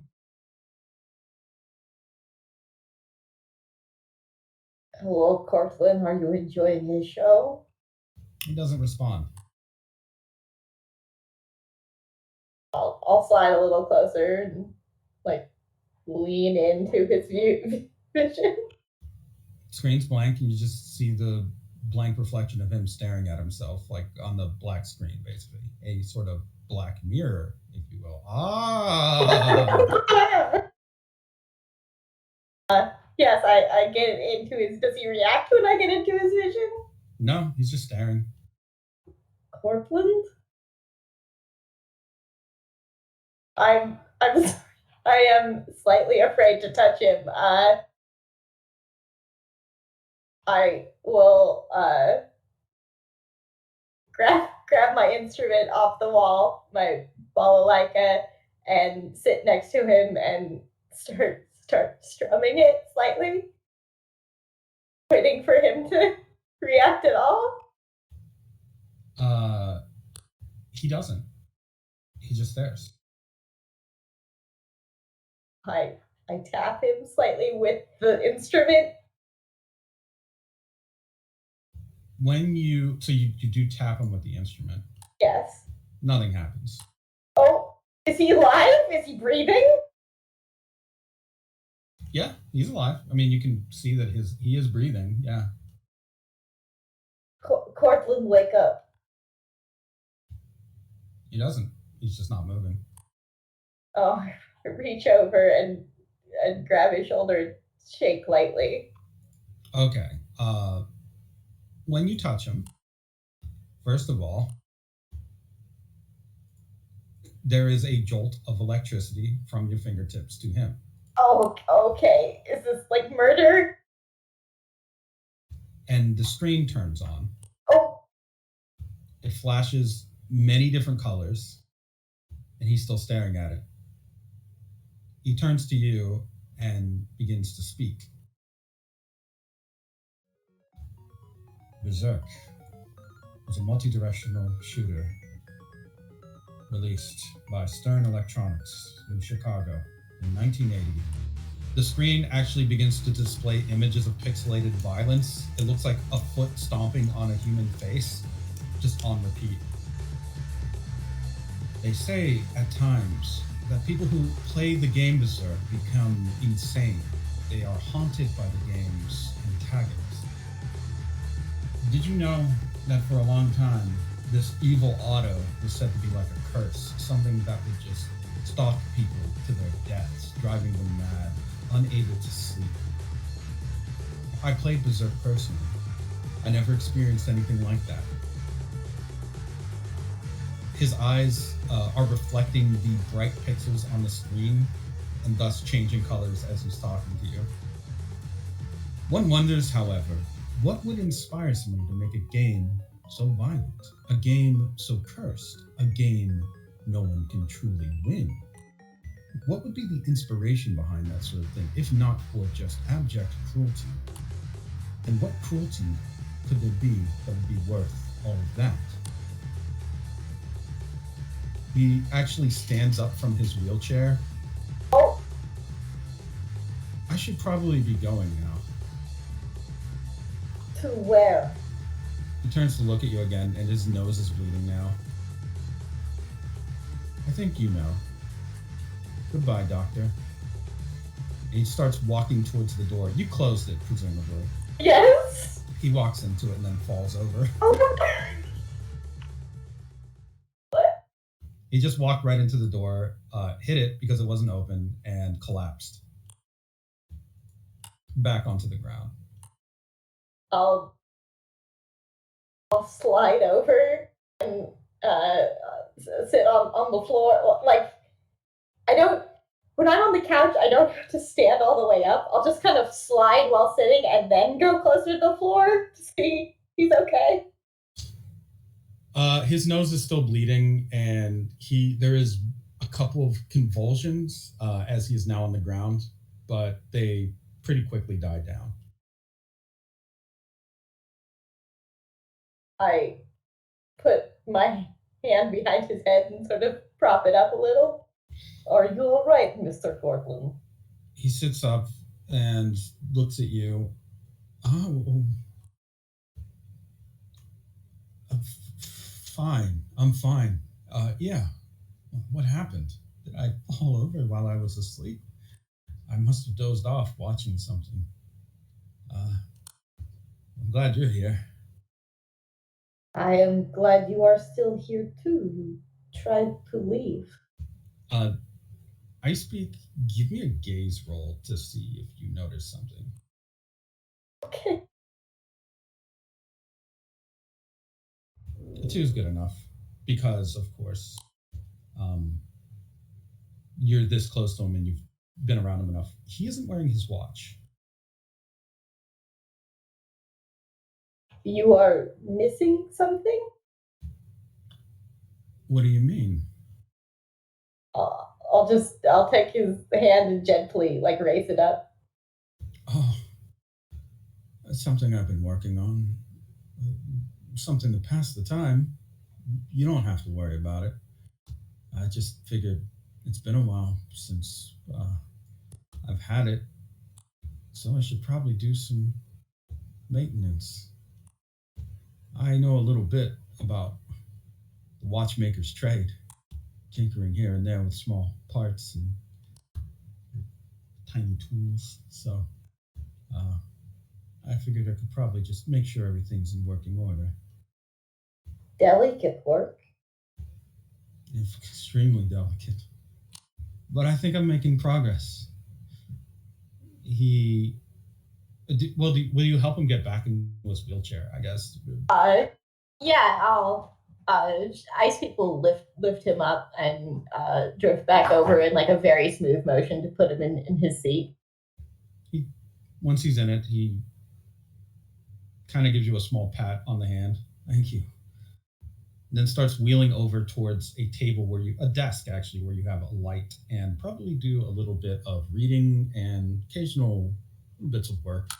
He has actually set up what looks like a very fine cloth, and scattered about on the desk are countless gears and small screws, parts, little dials. This watch, he has disassembled the entire thing. And there are so many different little moving parts inside of it that if you had to put this back together, even as a brain type, you would have trouble. They're all laid out cleanly and arranged by size. A very complex task. There was a thing that your friend said to me back at the hospital before the attack, and I thought about it, and I keep thinking about it. He said, if you're short on time, you should just make time. And the best way to make time is to make sure that your watch is accurate. So I'm going to make sure that it's perfect so that I know exactly how much time I have to do the things that I need to do. It's been complicated, and I won't lie when I say I've never really done something this complex, but somehow I feel like I have the intuition to do these things that I didn't have before. It probably is something like a burst of just some people go through a traumatic experience and they come out knowing a whole language, or they play the piano and they didn't know how to before.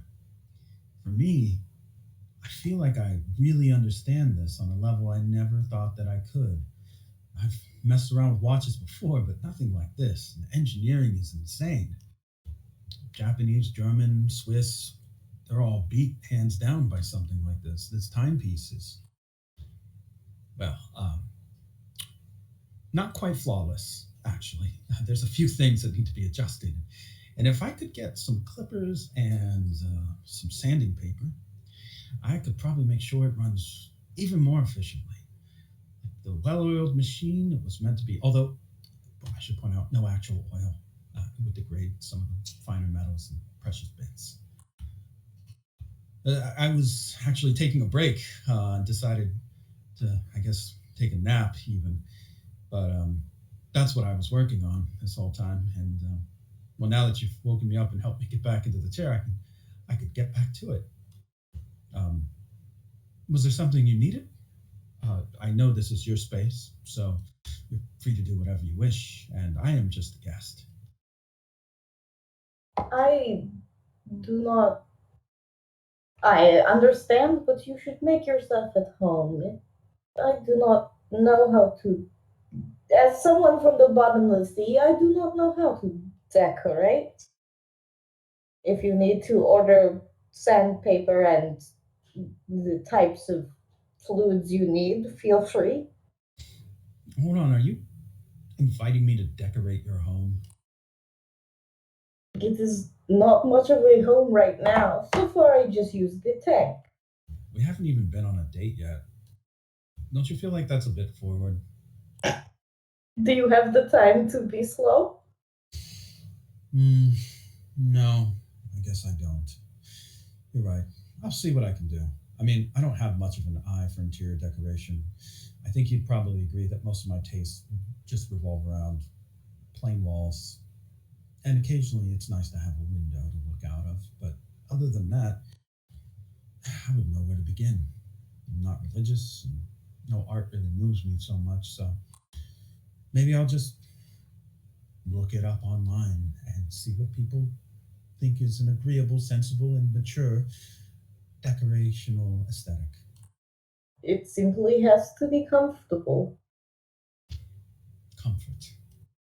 That's something I haven't really known for quite some time. Of course, this is a comfortable place.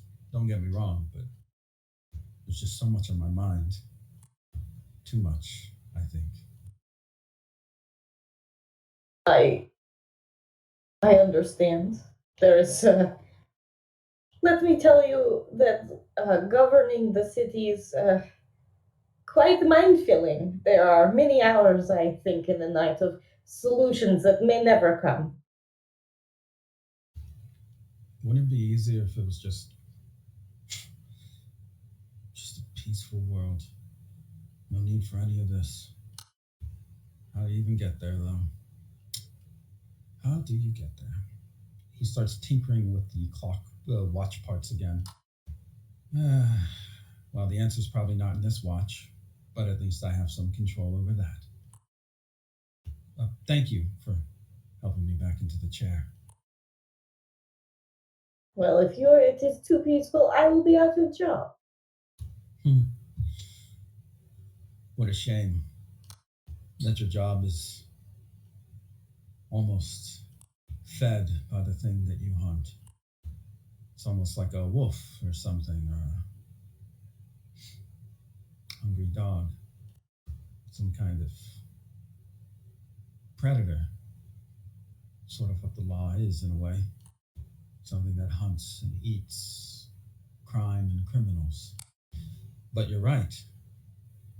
Even if it were a peaceful world, who's to say the cops wouldn't just make peace illegal? No offense. I'm sorry.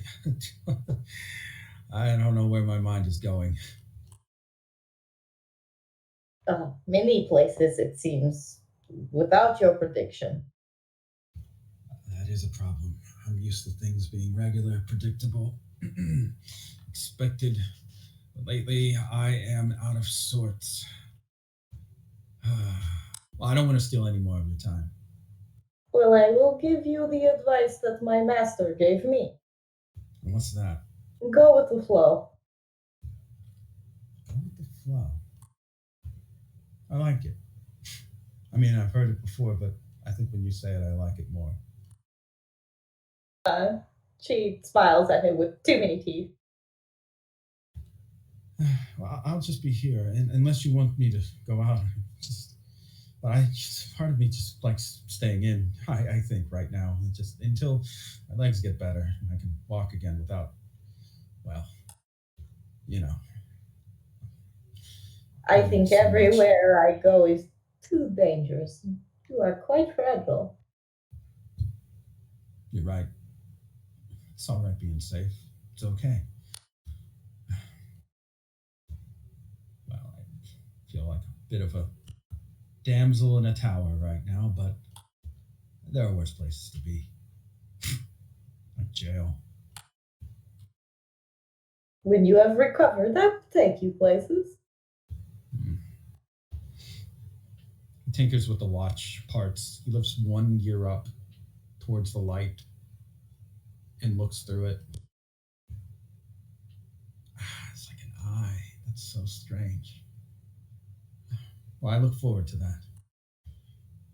I'm sorry. Watchmaking, maybe not the most fascinating thing in the world, but I feel like you're the type of person who might appreciate it. A lot of manual dexterity required, and you have a lot of fingers. Or finger-like appendages. I have as many as I need, in a manner of speaking. Probably killer at rock, paper, scissors, I imagine. Well, are we limited to only rock, paper, scissors? What else would there be? Well, I could probably make almost any form out of lampreys. I feel like that's something we're going to have to test out sometime. As you wish. Rock, paper, nuke. Can you do a nuke with your eels somehow? I can make the shape of like the little rocket with my hands to put together. He adjusts his glasses and nods. That's pretty impressive. I can't do that.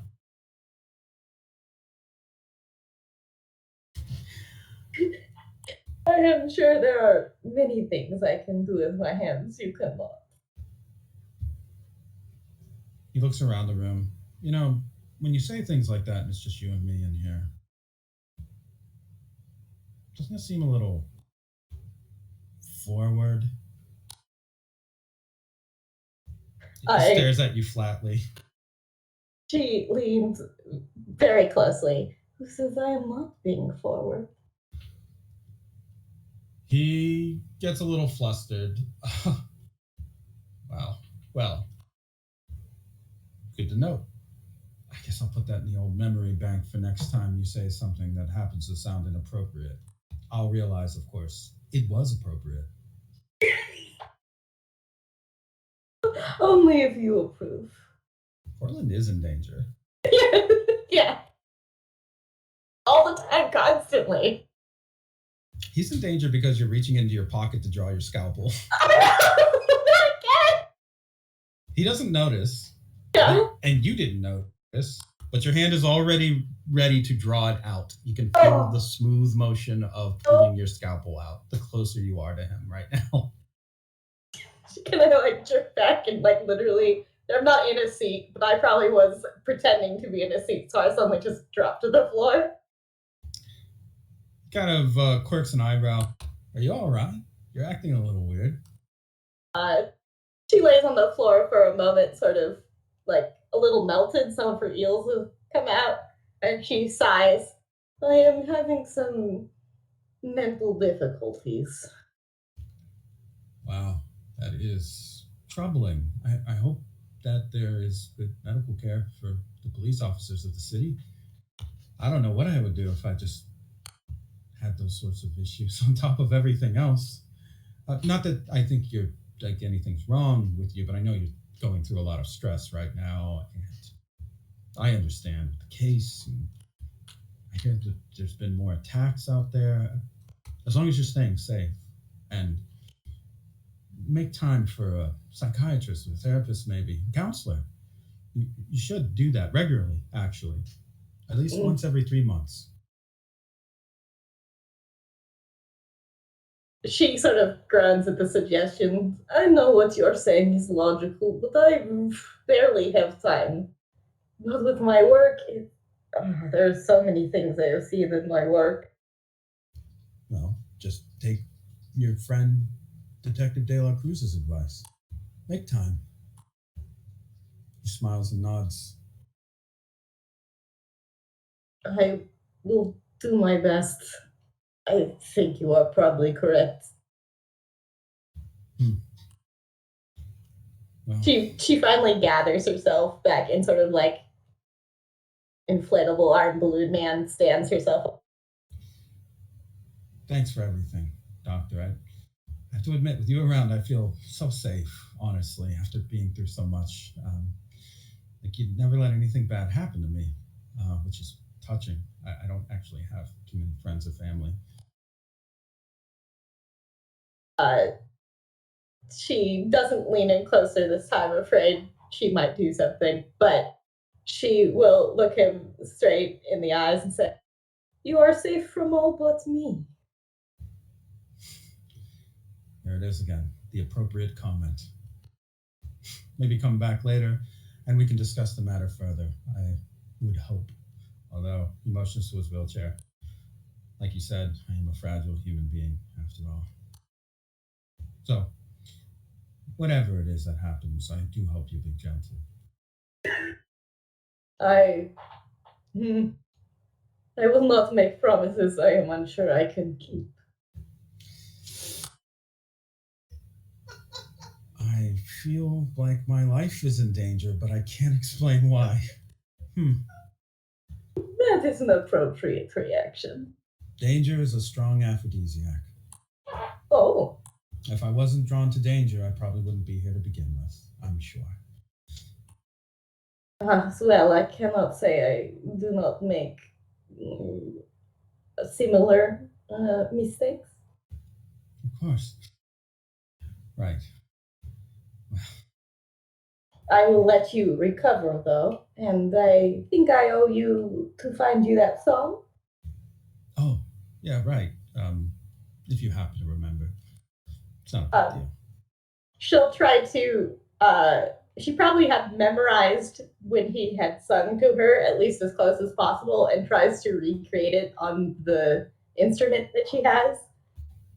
Just really quick. It's probably still wrong because the tones don't exactly translate. What instrument is it?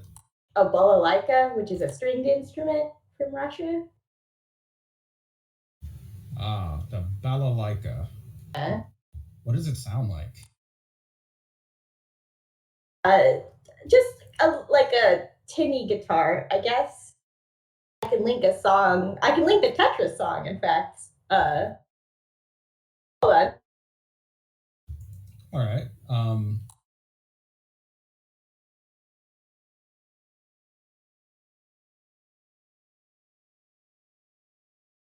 Well, I would probably only be able to find a guitar version of the song. Oh no, that's fine. That'll do. And this is a song, I guess, that will go on break to.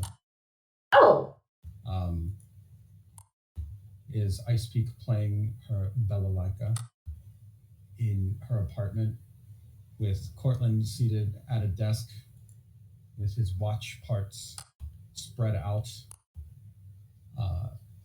meticulous work, but he has stopped his work for now so that he can listen to what is most definitely a pleasing song to listen to.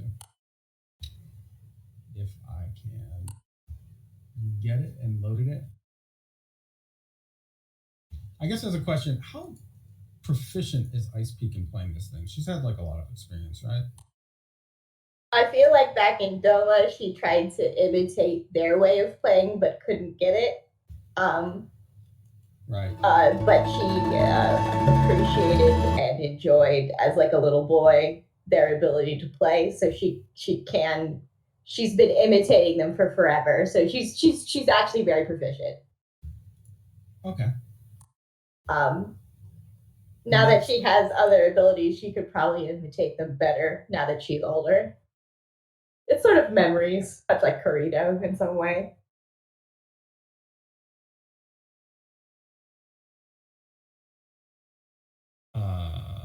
Now I can load it.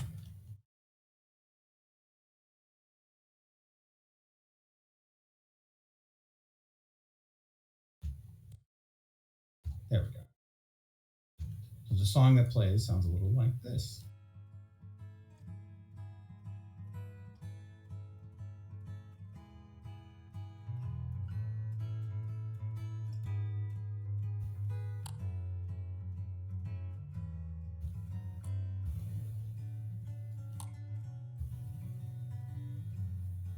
Courtland listens and taps the desk along to provide a beat.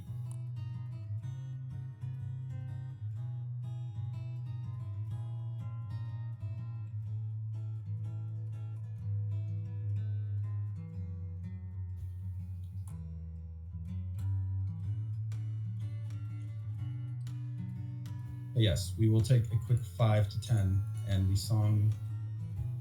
What you know, it was the Beach Boys.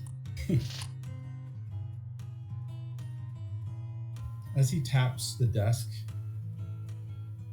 I speak, and you listen along. It is good accompaniment.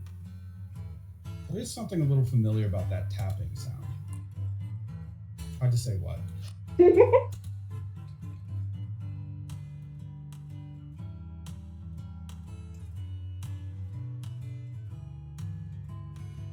It's the tick, tick, tick of a clock. The tap, tap, tap of metal on metal.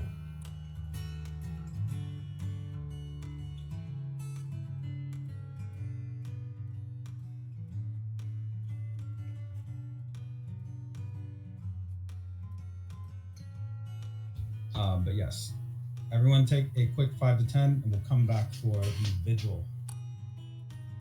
That'll go well. Okay, be right back. Maybe.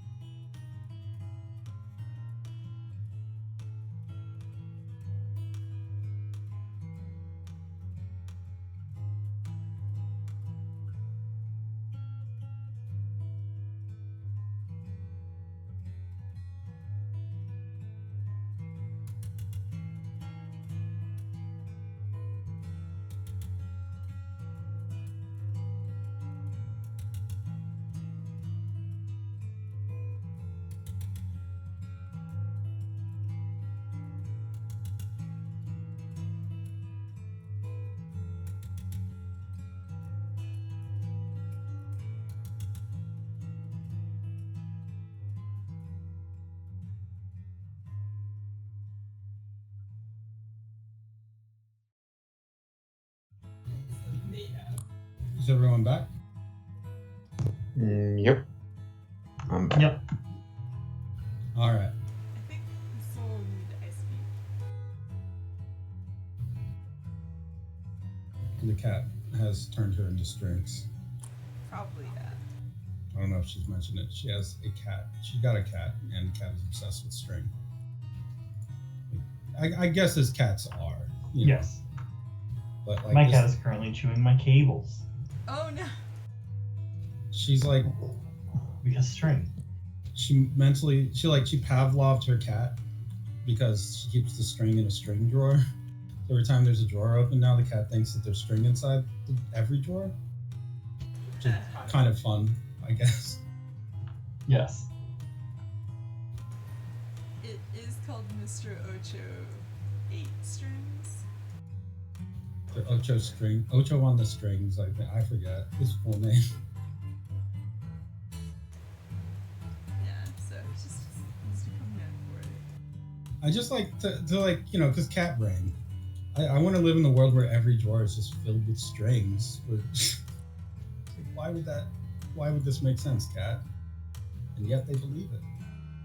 Every drawer is hope and imagination in store. Every single drawer. I guess that's like to dogs how every food is basically a food they haven't eaten yet. Yeah, or it's one that they can eat. You just haven't given it to them yet. So just give it to me. Yeah. That is the world they live in.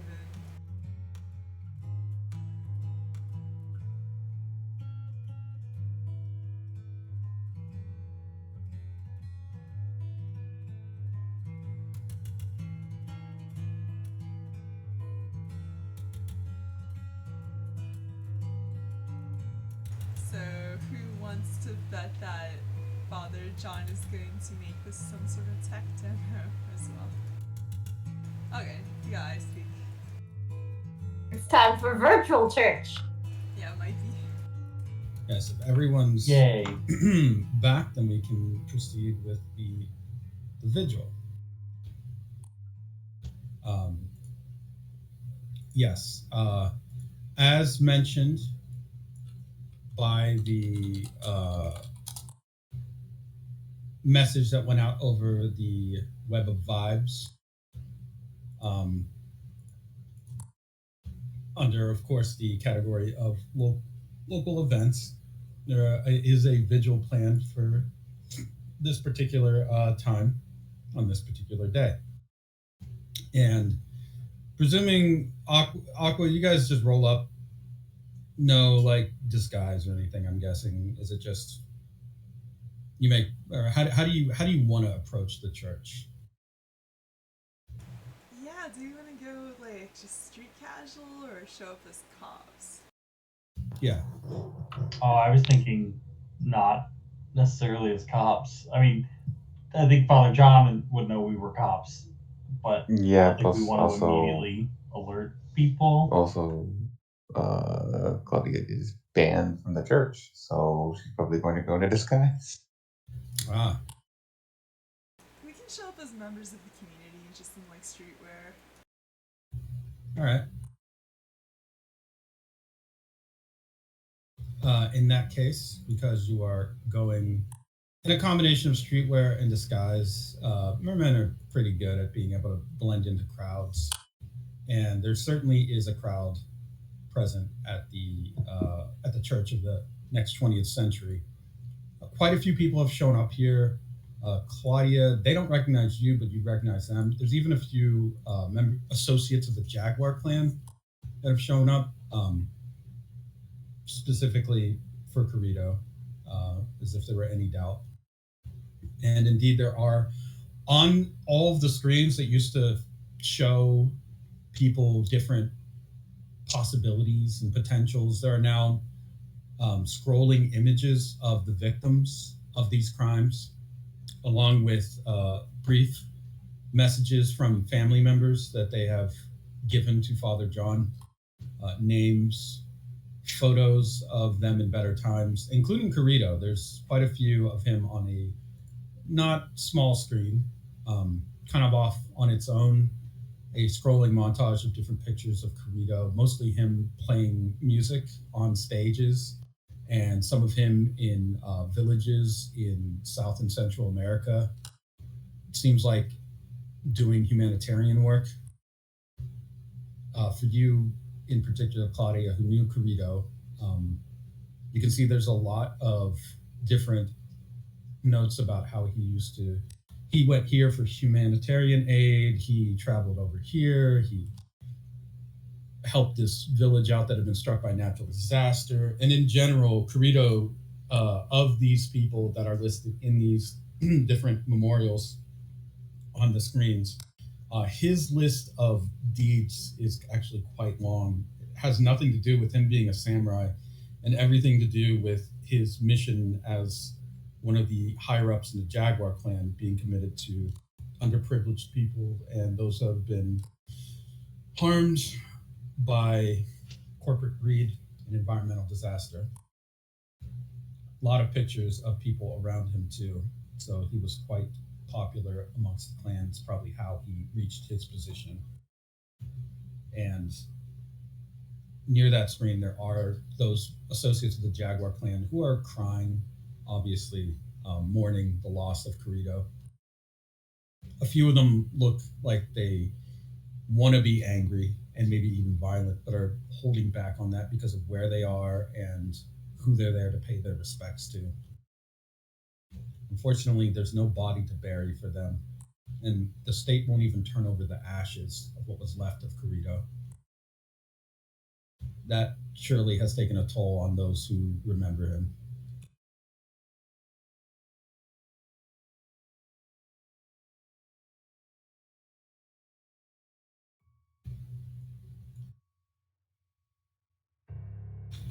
There is another person off behind, I'd say, some of these mourners, however. Also watching the screen. It seems like. Sort of in a corner of the church. Claudia, you would be the first to notice them because you were right there next to the screen. There is a very strange man staring and kind of groping his own face. He's slouched over and just staring very blankly into that direction.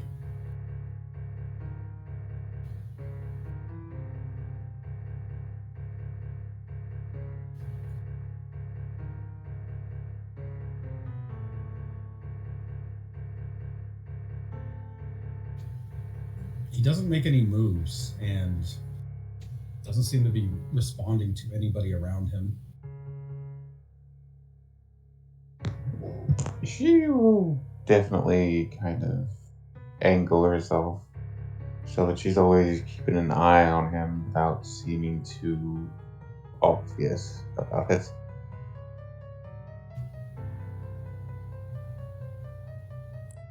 He doesn't seem to react.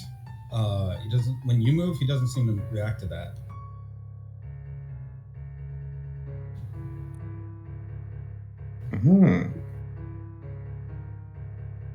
It's notable that he has a face covering, as seen in the picture.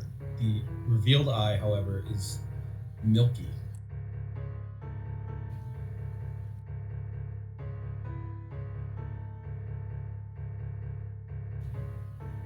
After a moment of standing and just being there, bathed in the light of the screen, he begins to grope for a wall and move himself away.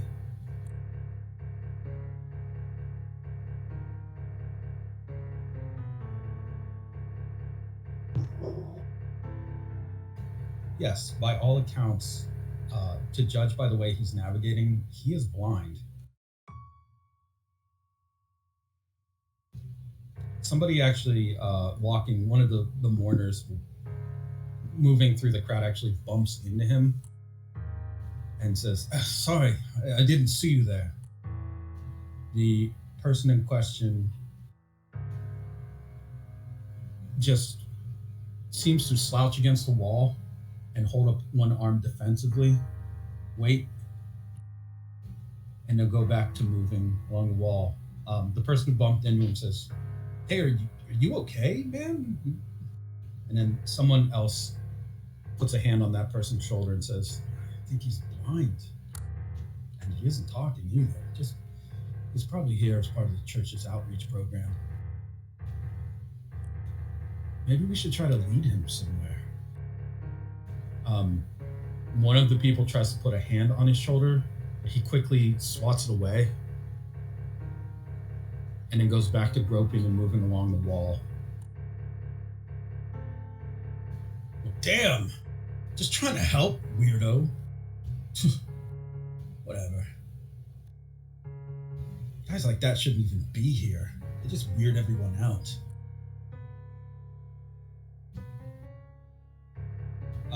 But that's as far as you can tell, this guy is just moving along the wall, seemingly trying to navigate towards some other place in the church.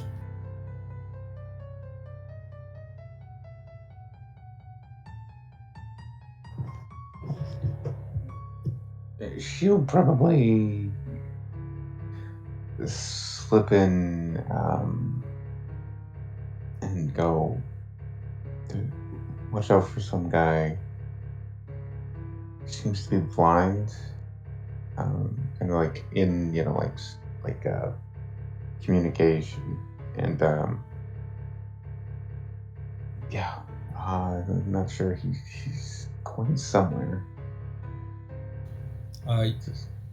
Well, actually, if you're watching him, you can see he's actually making his way towards one of the back offices of the church. He finds the doorknob, opens it, and then slides in through the door and closes it behind himself.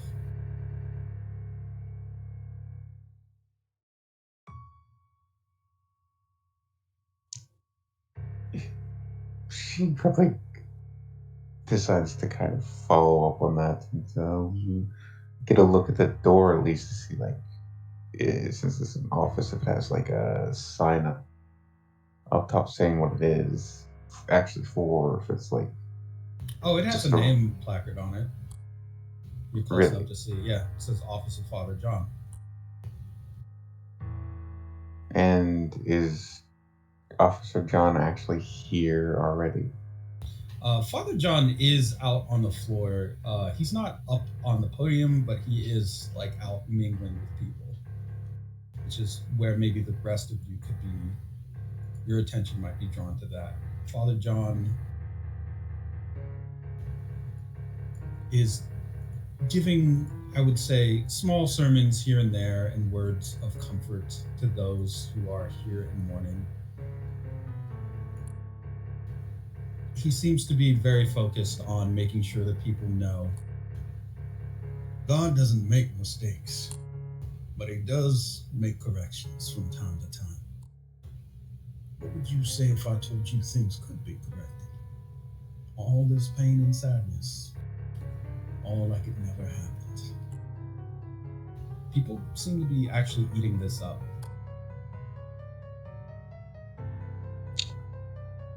Well, Claudia is probably just going to, hearing that Father John is away and kind of busy from his own office, and so it's just stuck in there.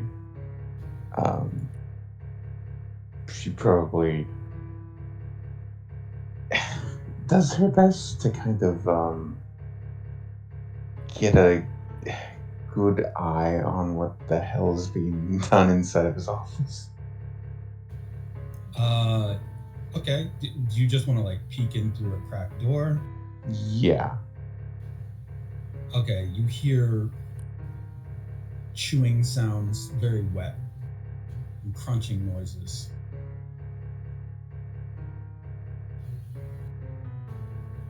Inside, the person you saw earlier is just cramming fist after fist of very hot chips into his mouth. They are practically dyed red, fire engine red, with like how much spice powder is on them. and he's just cramming them into his mouth one after another.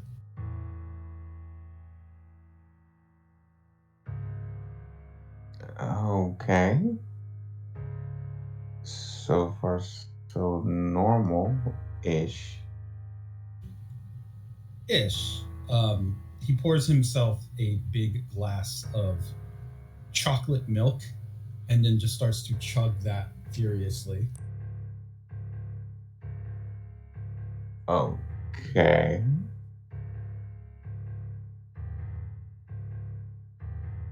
He rubs his hands together once he's finished with this very small, possibly stomach upsetting feast, and just starts to. He's just rubbing his hands together. You can see red powder crumbling off of them as he does. He rubs his hands together so quickly that when he's finished, they're spotless.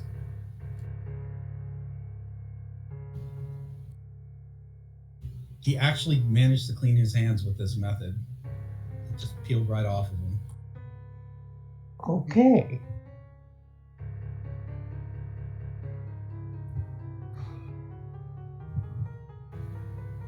Claudia, Yeah.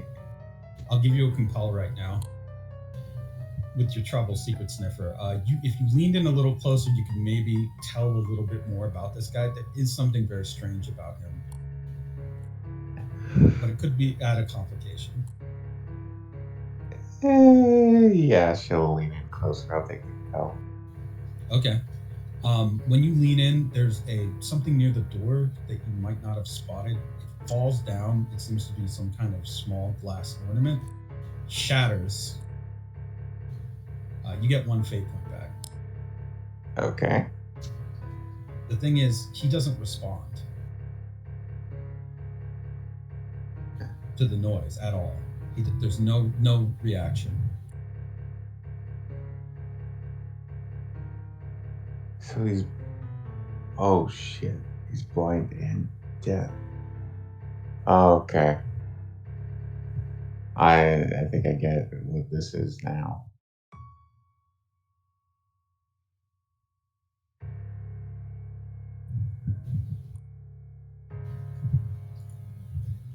Claudia, you have a person here who is seemingly blind and deaf. That somehow tracks to a few of the things that you and your team discovered with the lab work that you did. Yes. So you have a choice here.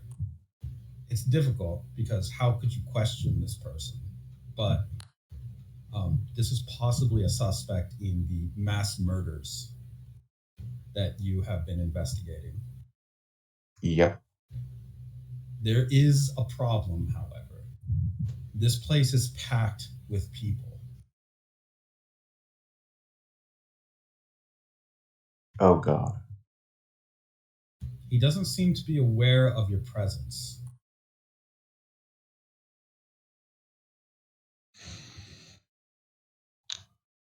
Oh boy.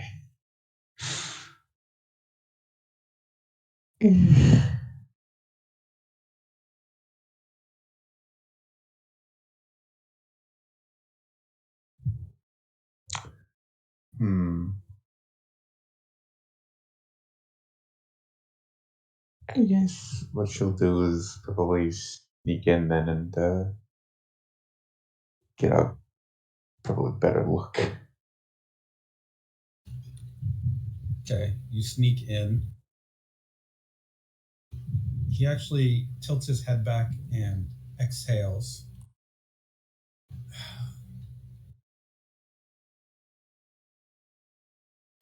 It doesn't move otherwise.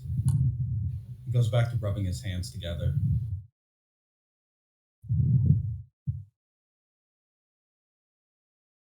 Hmm.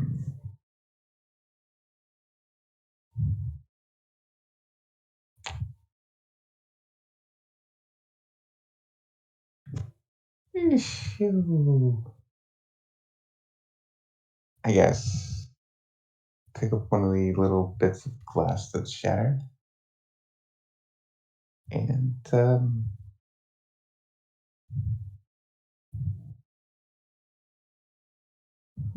hmm. It's kind of.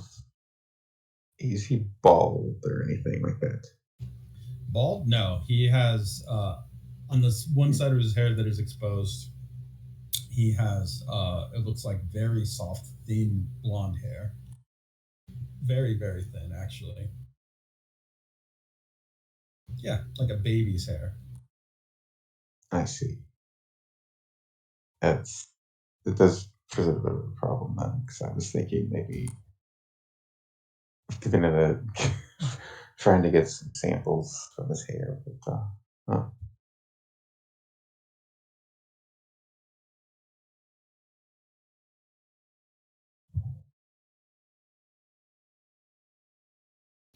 Yeah, what would you like to do here?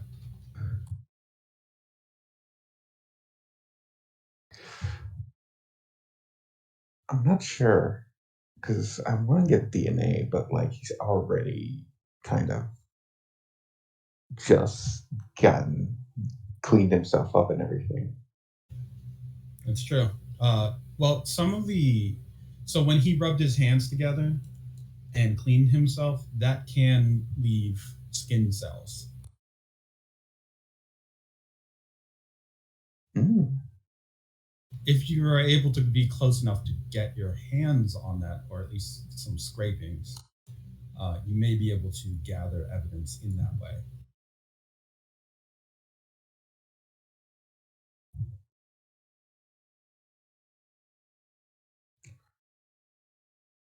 All right. In this office, does there look like a place uh, to kind of, I guess, hide away and slide in and just see what he does from here on out? Wait, what are you trying to do? Mm, basically, hide and observe when he does in this room until he actually goes to leave. It seems to be the thing that he came in for was just to eat and now kind of just stand there. Um, no, it is noteworthy that the longer you're in the room with him, the stiller his motions seem to get. He actually will turn and reach for a bowl of candy on Father John's desk. Notably, looks like sour candy. He just slowly starts to reach one hand towards it. He seems to know where it is generally. Does sour candy have a smell? Yeah, it smells like citric acid. Hmm.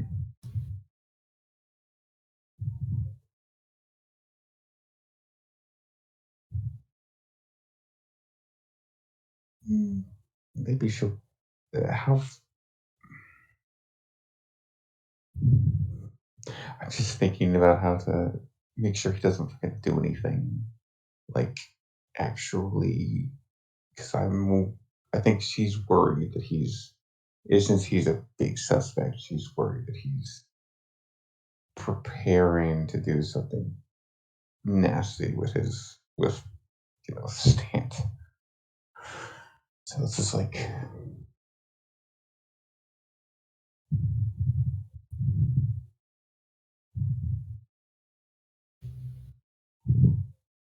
hmm, So you want to try to get as close as you can without possibly being affected by if he has a stand, any stand effects that he might just yeah. be in possession of. Okay. She's also she's also probably a little worried that he is the stand user in question. So if he's here, then the flies may not be long to follow. So I definitely do think she'll get a little closer just to try and get some samples uh, for Ice Peak to analyze on the fly.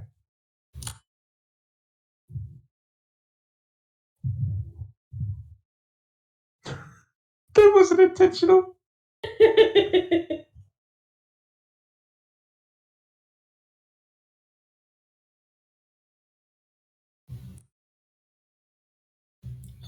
Okay, so give me a precision roll then. Okay. Precision.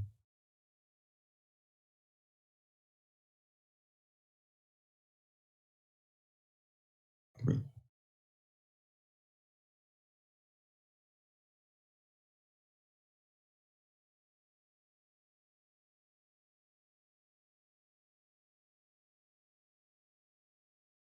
Okay.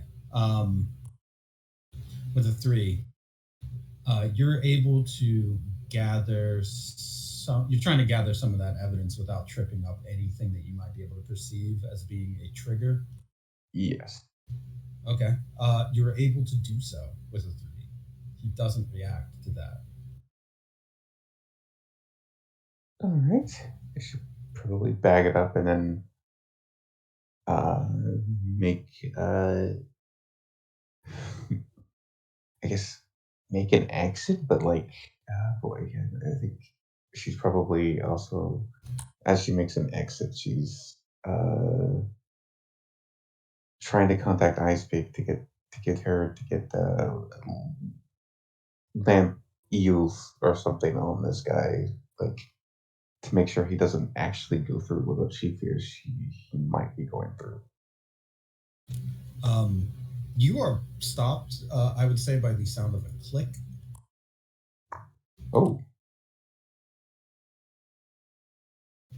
The click comes from him holding a small digital recorder device.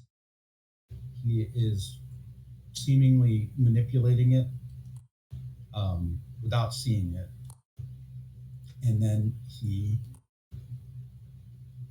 presses the play button.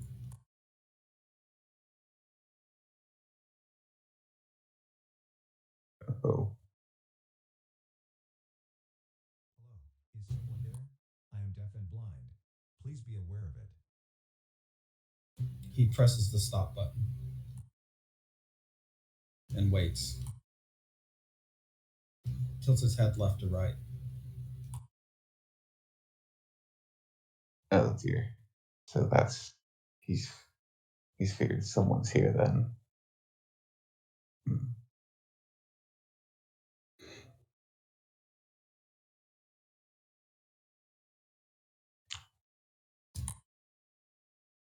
He waits.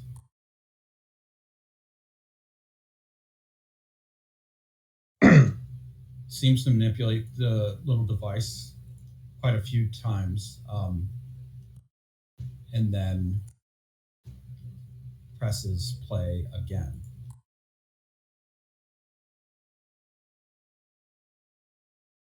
Hello, is someone there? I am deaf and blind. Please be aware of it. Hello, is someone there? I am deaf and blind. Please be aware of it. Hello, is someone there? I am hello, hello, hello, hello, hello, hello, hello, hello, hello, hello, hello, hello. He starts to move through the room, holding this device out. Hello, hello, hello, hello, hello, hello. He actually, at one point, is directly very close to your face with it, but doesn't quite touch you. Hello, hello. Just seems to be scanning around with his hands. Hello, hello, hello, hello, hello, He's hello, probably hello, swerving away and kind of uh trying to avoid being touched.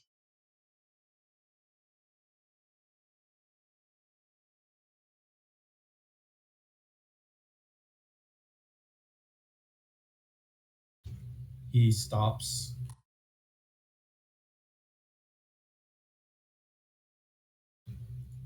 Manipulates the machine again and presses play.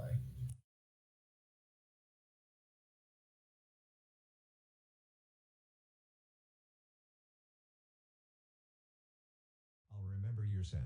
I'll remember your scent. I'll remember your scent. I'll remember your scent. I'll remember your scent. I'll remember your scent. I'll remember your scent. Boy, I'll remember your scent. I'll remember your scent. I'll remember your scent. I'll remember your thanks. scent. That's I'll remember your scent. I'll remember your that's scent. creepy. I'll remember your scent. I'll remember your scent. He actually is starting to move closer to you now as this thing repeats. I'll remember your scent. I'll remember your scent. I'll remember your scent. She I'll is remember your probably scent. I'll remember your rapidly trying to move away and out of the room at this point. He manipulates the machine as he's moving forward towards you.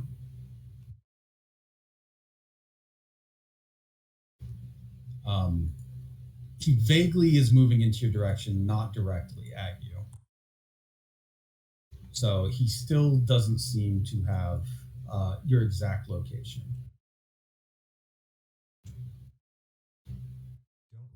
Don't run, don't run, don't run, don't run, don't run, don't run, don't run, don't run, don't run. It's not convincing me. Don't run, don't run, Yeah, she's don't run, sort of don't run, don't run, don't run, don't run. continuing to dodge out of the way as fast as possible. Get out of here. He clicks a few more buttons.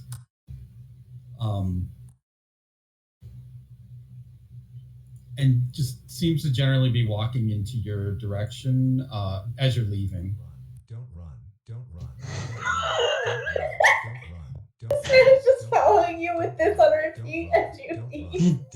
Yeah, she's just trying to weave and dodge out of the way and to avoid it as much as possible. Backing to the door as much as quickly.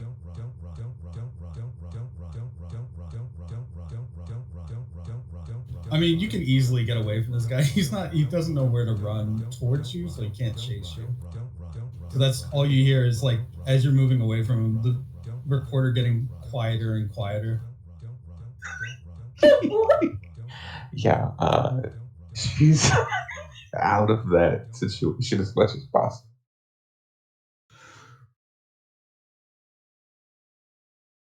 You got the DNA sample successfully.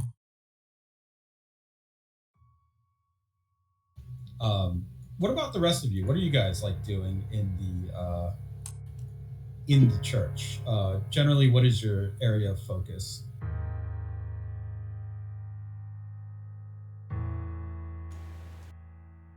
Like, I guess for you, Mikey, for example, what is it that you're like on the lookout for here? I guess just kind of seeing what Father John's up to, like the people around, how they're taking it, just kind of what the general sentiment and vibe is, because I would say I'm looking for a possible naked man, but I assume he might have clothes at this point, so that really doesn't help me. Who also has weird baby hair, which again, any hat could... What I know of the person is not enough to go on, and It's true. that person is also somewhere else currently. If Probably. only somebody had found a weird baby-haired weirdo Yeah. that gorges themselves on very highly flavor-packed foods.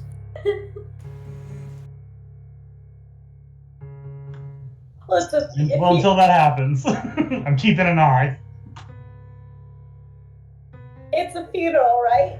So Actually, I don't think Mikey went to the church the first time, so I think he would actually be like looking around, trying to get what's going on. I think he showed up after the initial. Oh, yeah, you know what? In that case, give me a gaze roll. What's up? Oh, just I Speak also hasn't been here before. Oh. In that case, with a 6. Damn, rolling high. Mikey, the screens are strange displays. They're actually floating displays that are about a couple, like maybe 1 centimeter away from the device.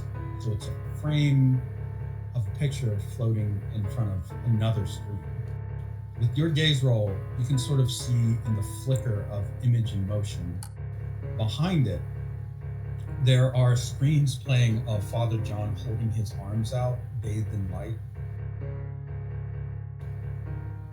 Just kind of So behind every picture. Yeah, but he's like superimposing himself as like a subtle way of just forcing his own image in there. It's like a Subliminal, perhaps? Yeah.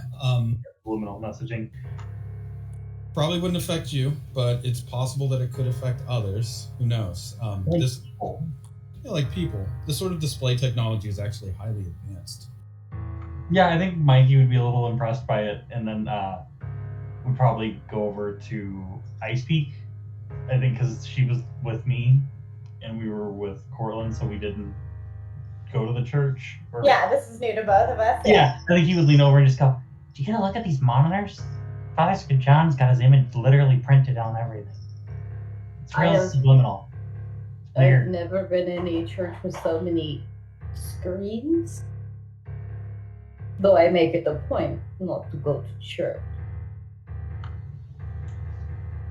Yeah, I mean, it seems a little, I don't know, gauche, but I guess, it's also, I guess that's how the future kind of works. Are you saying there is more to the screens? Oh yeah, see if you, and like, I think because, of like his own molecular control, like, he sticks his finger in that gap and like shows her that there's a gap in him. Because if you look between the gap, you can see Father John is behind everything. It's like,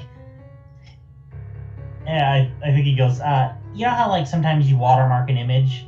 He's watermarked all these images. It's just him though. So it's more of, trying to show people that like he's the light, he's the way, no matter what they're looking at. I suppose you could get quite a following in such a way.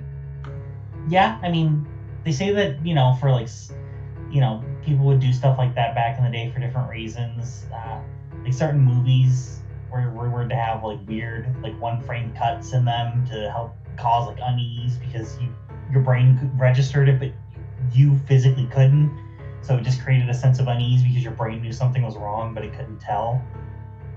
This is the opposite, I guess. He wants people to feel good or at least believe in him and his message. Do you feel more drawn to Father John? I guess I'm aware of it, but that doesn't mean I'm like in it. No, I don't. I guess long and short, no. Actually, Mikey, give me a quick durability roll. Oh no, okay. Nothing too bad. Father John, like if you were to glance at him, he is extremely colorful. And as someone that has a plant alignment, these are like all very bright, vivid colors. Maybe remind you of the great tapestry of life. It's a little bit mesmerizing, but you're also someone with maybe strong enough will where it's not so captivating. Yeah, I think at a lesser like molecular control or like experience, like yeah, he'd kind of fall into it, but Mikey knows that like you can't really keep a plant alive by just putting a TV in front of it. Like, that's not. Yeah, it's light, but it's not all it needs.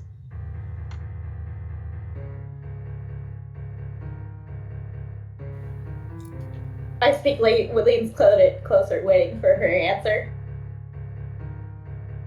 Because he's now staring at Father John, obviously. Yeah, he'll go, hey, it's a lot of... Do you know the phrase, it's all sizzle, no steak? I do now. Okay. Really, they don't have a Russian equivalent to that? But it makes... That's fine. Yeah, he's a lot of flash in the pan, but at the end of the day, there's nothing left behind after the flash. It's, just a big chemical reaction. I do not normally cook my food. She'll pause and look over at Father John. He is quite bright, and she'll squint like it kind of hurts her eyes. You're fine. He's just, I mean, he is very brightly colored, it's true. I already have one little light. She disapproves. Father John, now that you're focused on him, seems to be addressing more of the room here. Men and women, children and the elderly, all of us experience at some point a great catastrophe. Some trial or tribulation to which we sometimes wonder, why would heaven allow such things to occur? If there is indeed a godly plan in place, why does it require our suffering? Why would it require our blood and our very lives? So many people have struggled with these questions throughout history. Humanity, indeed, could be said to have built a large part of its philosophy on these questions of whether or not suffering is truly necessary. After all, God created all things, and he created pain, then he did have a purpose for it in mind, I suppose. But how is that to help the grieving heart, or to soothe away the sadness that we feel when we lose someone close to us, when they are taken away by the darker elements of this world? How can we find comfort, love, security, faith in the absence of such important pillars of what makes life worth living? One could say these are trials that he puts before us so that we may overcome them and become greater of spirit. But perhaps there are other reasons. Consider, if you will, the humble mushroom, a decomposer in nature. It feeds off of dead organic matter, and from death there will grow great colonies, like their own little kingdoms, mushrooms growing here and there on fallen trees and fallen men, bird, beast, and even fish. All of their flesh can contribute to the growth of a mushroom colony. Could it be said then that decomposer has its own place in God's plan? I think so. I think that is to say, I know our pain, our suffering, they feed a greater world, a stronger world. And once we have attained such strength that we may overcome such trials, I see before me golden gates, which my hands can push open and reveal, yes, reveal the true glory of heaven. One only needs to climb high enough to do such things as that. Saints and great thinkers alike have aspired to reach such heights as to push the gates of heaven clear open. And some have gone so far as to change the whole world, practically turned on its head, so that they could reach that glory, that perfection, that eternal love, warmth, and light. But I do not believe such things to truly be necessary. Ladies and gentlemen, those gathered and assembled to mourn, remember, one can always turn back the hands on the clock. And that, I believe, is truly the last step towards attaining godhood. There is laws, scientific laws in place. There are many of them, but one of the laws of thermodynamics is that you cannot reverse a process. The dead do not live, and what is gone is gone. Even if you were to change a material from one thing into another, melt down a piece of metal, turn it into a spoon, and melt it again, still there will be something lost, some chemical changed, a bond that may be broken, or a new one that may be forged, and in the end, maybe the strings of molecules become all knotted up. They lose some of their value that way. But if one could reverse the process neatly and cleanly, what could stop a person from fixing this entire world? Imagine, never a mistake made, never a dilemma about which choice to pick. We could have it all, but we need to put our faith in the Lord and in yours truly. I only need to get my hands on the proper tools. And that is where all of you come in, of course. You who have been gathered here to mourn, those who have lost. What if I told you you could see them again? And whispers begin to go up in the crowd. I know, resurrection, that is truly a biblical power, one beyond my capabilities. But there is one person I think who could lead the way. He holds up a hand and snaps his fingers. Every screen turns to a picture of Courtland Kingswood. This man that you're seeing on your monitors possesses a certain something that I desperately need. And if any of you should happen to find him, you will be blessed with the sum of $5 million, spendable at any location here in Guam. That money will be free and clear as part of the donations I've gathered amongst the church. Any information leading towards the finding of this man, Courtland Kingswood, will make you very blessed indeed. Bless all of us.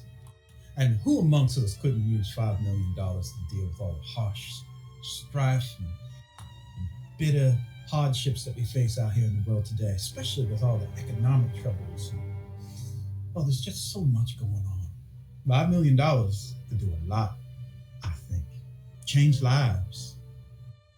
Whole new life. Think about it. Not only that, if I'm able to attain the whereabouts of this man, I promise you, right here and right now, the screens turn back to the images of those that have died, including Corrido. But these are new images. Images of them laughing, smiling, and even holding some of those who have been gathered here at the vigil. A program that created a simulation live right on these screens. And in those pictures, the dead are embracing the living, and the holy light is shining upon them all. It's no fantasy, friends. This could be reality. Find Courtland Kingswood, and I will erase your pain, your suffering. I'll make it right. As an agent of the Lord, I will do this miracle for you. He holds his arms out, and now the crowd is very loud. They're all speaking amongst one another. They're trying to figure out, you can hear them chattering, who's Courtland Kingswood? Well, we gotta find him. I could use that money. God, I'd be set for life and my kids. They're all considering this offer. Don't let me hold you back. Unless you want to spend more time staring at these screens, I think you know what to do, people. Oh, but stay safe out there. I hear there's danger and terrorism out there in the great big world. In fact, so much of it that so many people moving around quickly could cause trouble for the local police department. So because I respect the law, I must ask that you do all of your activities, all of your finding, covertly. Don't draw the attention of the police. They have so much on their plate. Don't draw the attention of the terrorists because, well, no one wants to die in an unfortunate accident like those that were missed. But do find Courtland for me, and heaven will open its gates. This I do solemnly swear.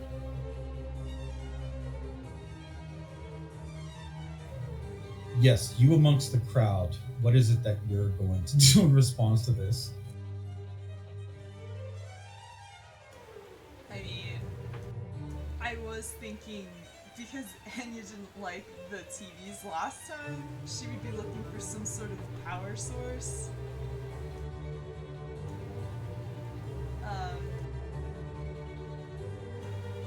Are you like gonna be like examining the TVs at all? Like, would Mikey see you like trying to like pick at them or like do something with them? No, she's been here before. She knows that they're sketch. Like, that's why she's like, all right, if he tries to brainwash everyone. He's just asking if it's obvious you are looking to unplug the TVs. Oh. To him so that he can communicate with you. Yeah, because if he sees you messing with him, he'll probably like slide over to you, and he'll just go, if you get your liquid light in just the right place, there's a 1-inch gap between the monitors and the back image of Father John. You could probably mess those images up and have a different one, one that isn't of him. By the way, there's a subliminal message of him behind every image. So do with that what you will. And it'll kind of like slide away to like maybe not draw the gaze of Father John because he doesn't seem to have noticed that we're here, maybe. But Oh yeah, no, he doesn't seem to be responding or looking into your direction. But when you're sliding along, Mikey, you do bump into somebody. oh, great. Who do I run into? Maybe an old friend? It is an old friend. Oh, God. Oh, Great. my old friend. Baja. A woman standing behind you, draped in a sheet. Oh, I think he would turn around. Sorry. You can see her breath pushing forward the sheet in front of her mouth or her nose.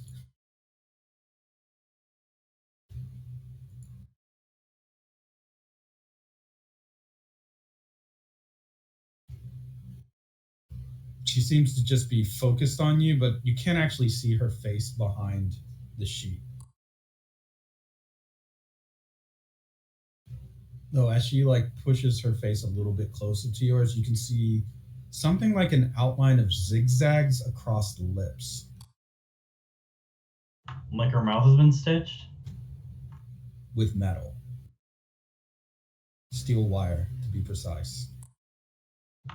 Okay. Well, I think that would be new. I don't think Mikey's ever been this close to her, so he would just kind of have to assume that. She's slowly reaching one hand up towards you, but not so quickly that it's an attack. It's almost like she's questioning if she needs to. Yeah, I think he would just kind of watch her hand and watch her for a little bit and try and understand, is she trying to attack me or tell me something, or but I think he might, in a very low whisper, and just go, "Are you okay? You seem different." She reaches up very slowly and puts one hand towards your head. Just reaching out one finger. You can see at this range, her hands are extremely thin, gaunt even, like she seems underfed. I think Mikey would be stretching his neck and pulling his head away from her hand, but still trying to communicate with her and just be like, if you need help, well, if you're hungry or something, I can help. I don't know what you're bound with, but you could probably get it loose. You mentioned hunger. She pulls her hand back slowly and begins to shuffle backwards before gliding away, similar to Ice Peak. You can see beneath the sheet as she's moving. Give me a gaze roll.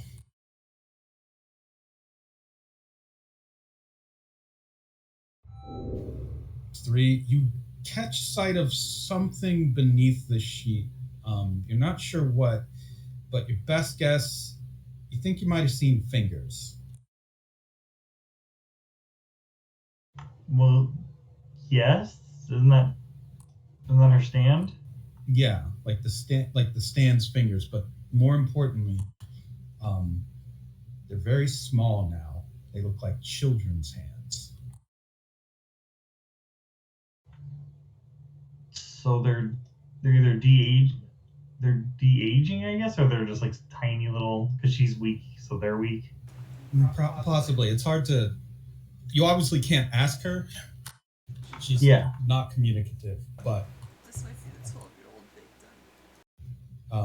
No, the 12-year-old victim was turned into a fly. Oh, right. Yeah, that person was turned into a fly. This seems like her fighting spirit is diminishing. Once she's moved away from you completely, She kind of rolls her body almost in a dance, like a twist, behind a pillar, and seems to vanish entirely from sight. She's just gone. Yeah, I think he would not know what to do with this information. Maybe he'd probably actually, you know what, he'd probably go find Enya again and then just go, hey, Enya, did Alsacia not talk to you last time? Her mouth was kind of bound. Does she ever talk? I don't think I've ever. I mean, I don't know, but she doesn't, her mouth doesn't, somebody stitched her mouth shut. Yeah, she's never talked. So it's possible her mouth has always been. Yeah, you guys have just never been that close.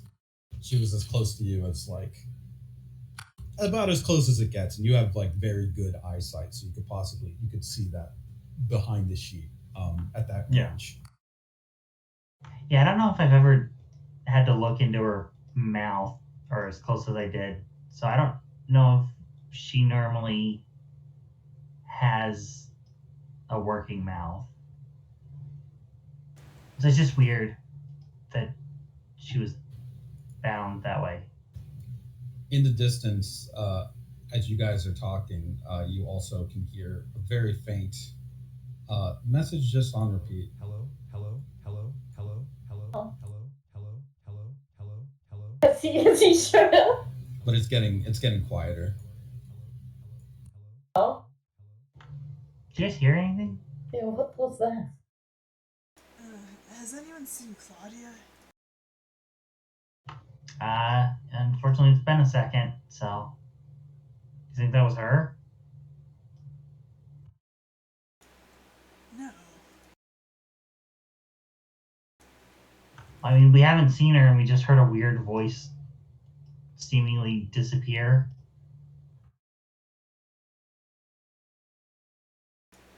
I'm sure she'll turn up. What is Claudia doing right now that she has that evidence? She's probably been looking around for ice and just trying to keep away from the weirdo who was in the room. We don't know he's a weirdo yet. It's impossible.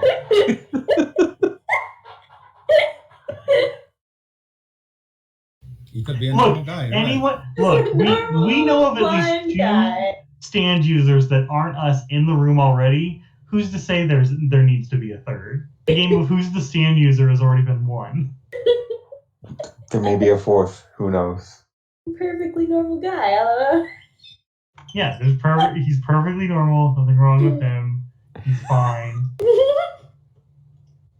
We won't look into it any further. Okay, no, sorry. I would assume I am findable. Yeah, you play who's the stand user and Ice Peak is right there. All these people grieving and then there's Ice Peak just staring. Well, Ice Peak is sweating over that the person that she has in her apartment is plastered on every wall for $5 million, I believe it was. Yes. Yeah. What would happen if Enya did try that thing Mikey suggested? Using your liquid light to try to show it. Well, they've already seen his face. They already have his name. It's a little That's late. true. Yeah. But we could change the subliminal messaging, maybe. More like change the vibe of the room. If things are starting to look, break down or something. Ice Peak is her plans are to go home and buy some hair dye. So, for Courtland. So Smart, take that as you will. Yeah. Hello, your name is not Courtland. For a while, here is a wig. So, yes. Just as you reach Ice Peak, Claudia, or moments before you get to her, we'll say, you hear a click go off behind you. Oh boy, I found you. that's not that's not creepy at all. Who is your friend? What's I don't know. I shouldn't say your name in here. Well, who is your friend? I don't know his name. I'll remember your scent. Oh, But she probably like overtly. did he just say I will remember your scent? Don't run. she probably covertly just hands Ice Peak the evidence she actually gathered real quick with a muttered, check this for evidence. I found you. I found you. I found you. I found you. I found you. Ice Peak. I found you. I found Ice Peak puts it in a bag and hands it to Mikey, and then starts to try to communicate with the man with smells. Hello. I found you. I found you. I found you. I found you. Oh God! Bye. You try to communicate with smells. What do you try to say? Just hello? Hello? Yeah. Hello. I repeat the smell. I'll remember your scent. I change my scent slightly and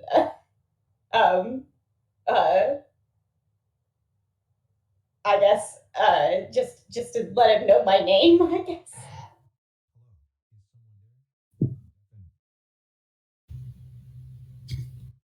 She isn't bothered by smell man, but the cacophony is weird.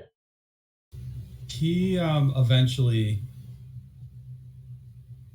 puts away his device,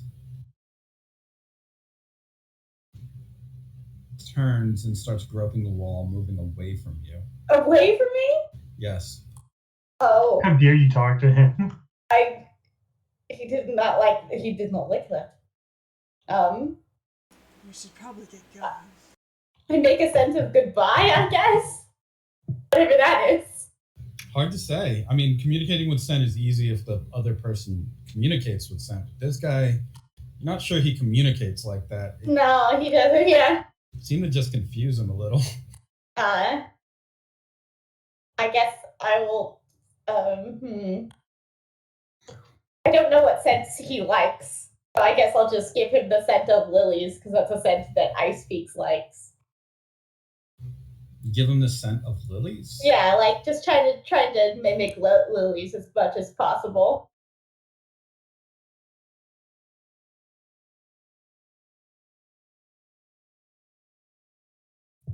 Strange man. But I look over at Mikey, who's probably staring at baby hair.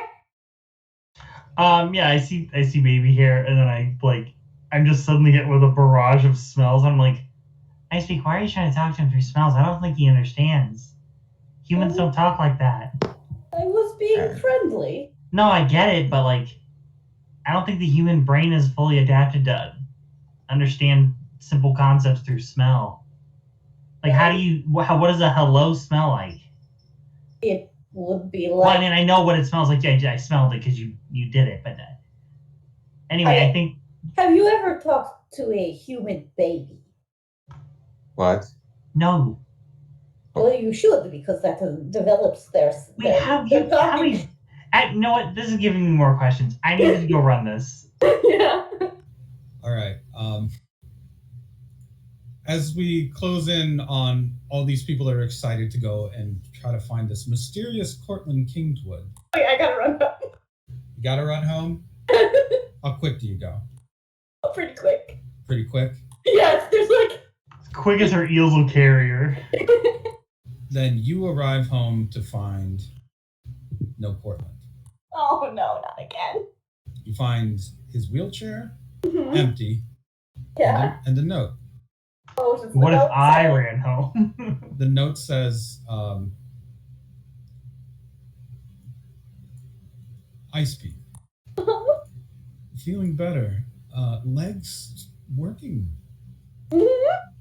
Decided to go out to look for a few tools that I need to finish my watch. Right. We'll be back shortly. Thank you so much for all of the hospitality. P.S. Looking forward to tonight. And then a smiley face. Oh, great. I gotta find this man. He's just walking out there with his face all out in the open. And yes, somewhere in the city, with a limp, Courtland is making his way. He has a coat, long coat on, kind of pulled up, collar pulled up. He's just trying to make his way towards what looks like maybe possibly an open hardware store. The lights shine in the lenses of his glasses, and he pushes forward, not knowing that there are people following him now. Oh, no. And he does not have his watch. Oh, no. And that is where we will call it. Dollar signs in their eyes as they follow him. Yeah. Oh. Yes. As the camera pulls out to show more people that are possibly moving into his direction, those who are at the church and interested in finding this mysterious man with a huge payday attached to him. They don't know who he is, but they do know that if they find him, they will be rich. So saith the Lord. Uh-huh. Amen.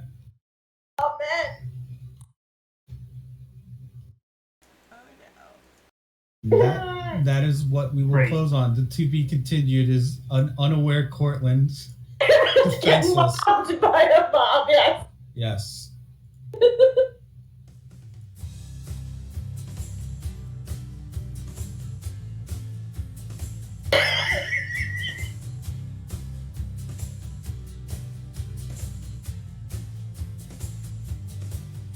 Oh.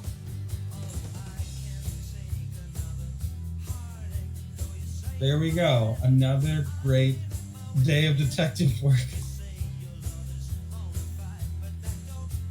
We're killing it. Yeah. Yeah, we're gonna do great in court. Like we just found our guy, and we've got court with a judge we picked. Come on. Ooh. Totally well-equipped judge. Totally. Yeah. thinking Look, straight ahead. he's getting a new brain as we speak. He's 3D printing it Kinda. because he lost his cloud brain. Oh, Look, I mean. Oh, it was a case of his head was in the cloud. That's why he was like that. Yeah, he's on cloud 9. You can't blame him. yeah, Cloud 9. Haha. Will you, Aqua, be able to stop the flow of calamity We're gonna try. descending upon this young Courtland Kingswood? This poor You man. ever watch a bunch of little kids at like a park, like go down to like a creek and just with sticks and rocks try and block up the water? Sometimes it feels like that. I see that.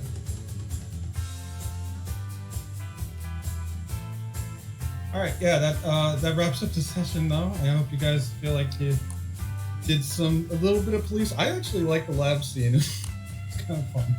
I liked all of it, yeah. Yeah.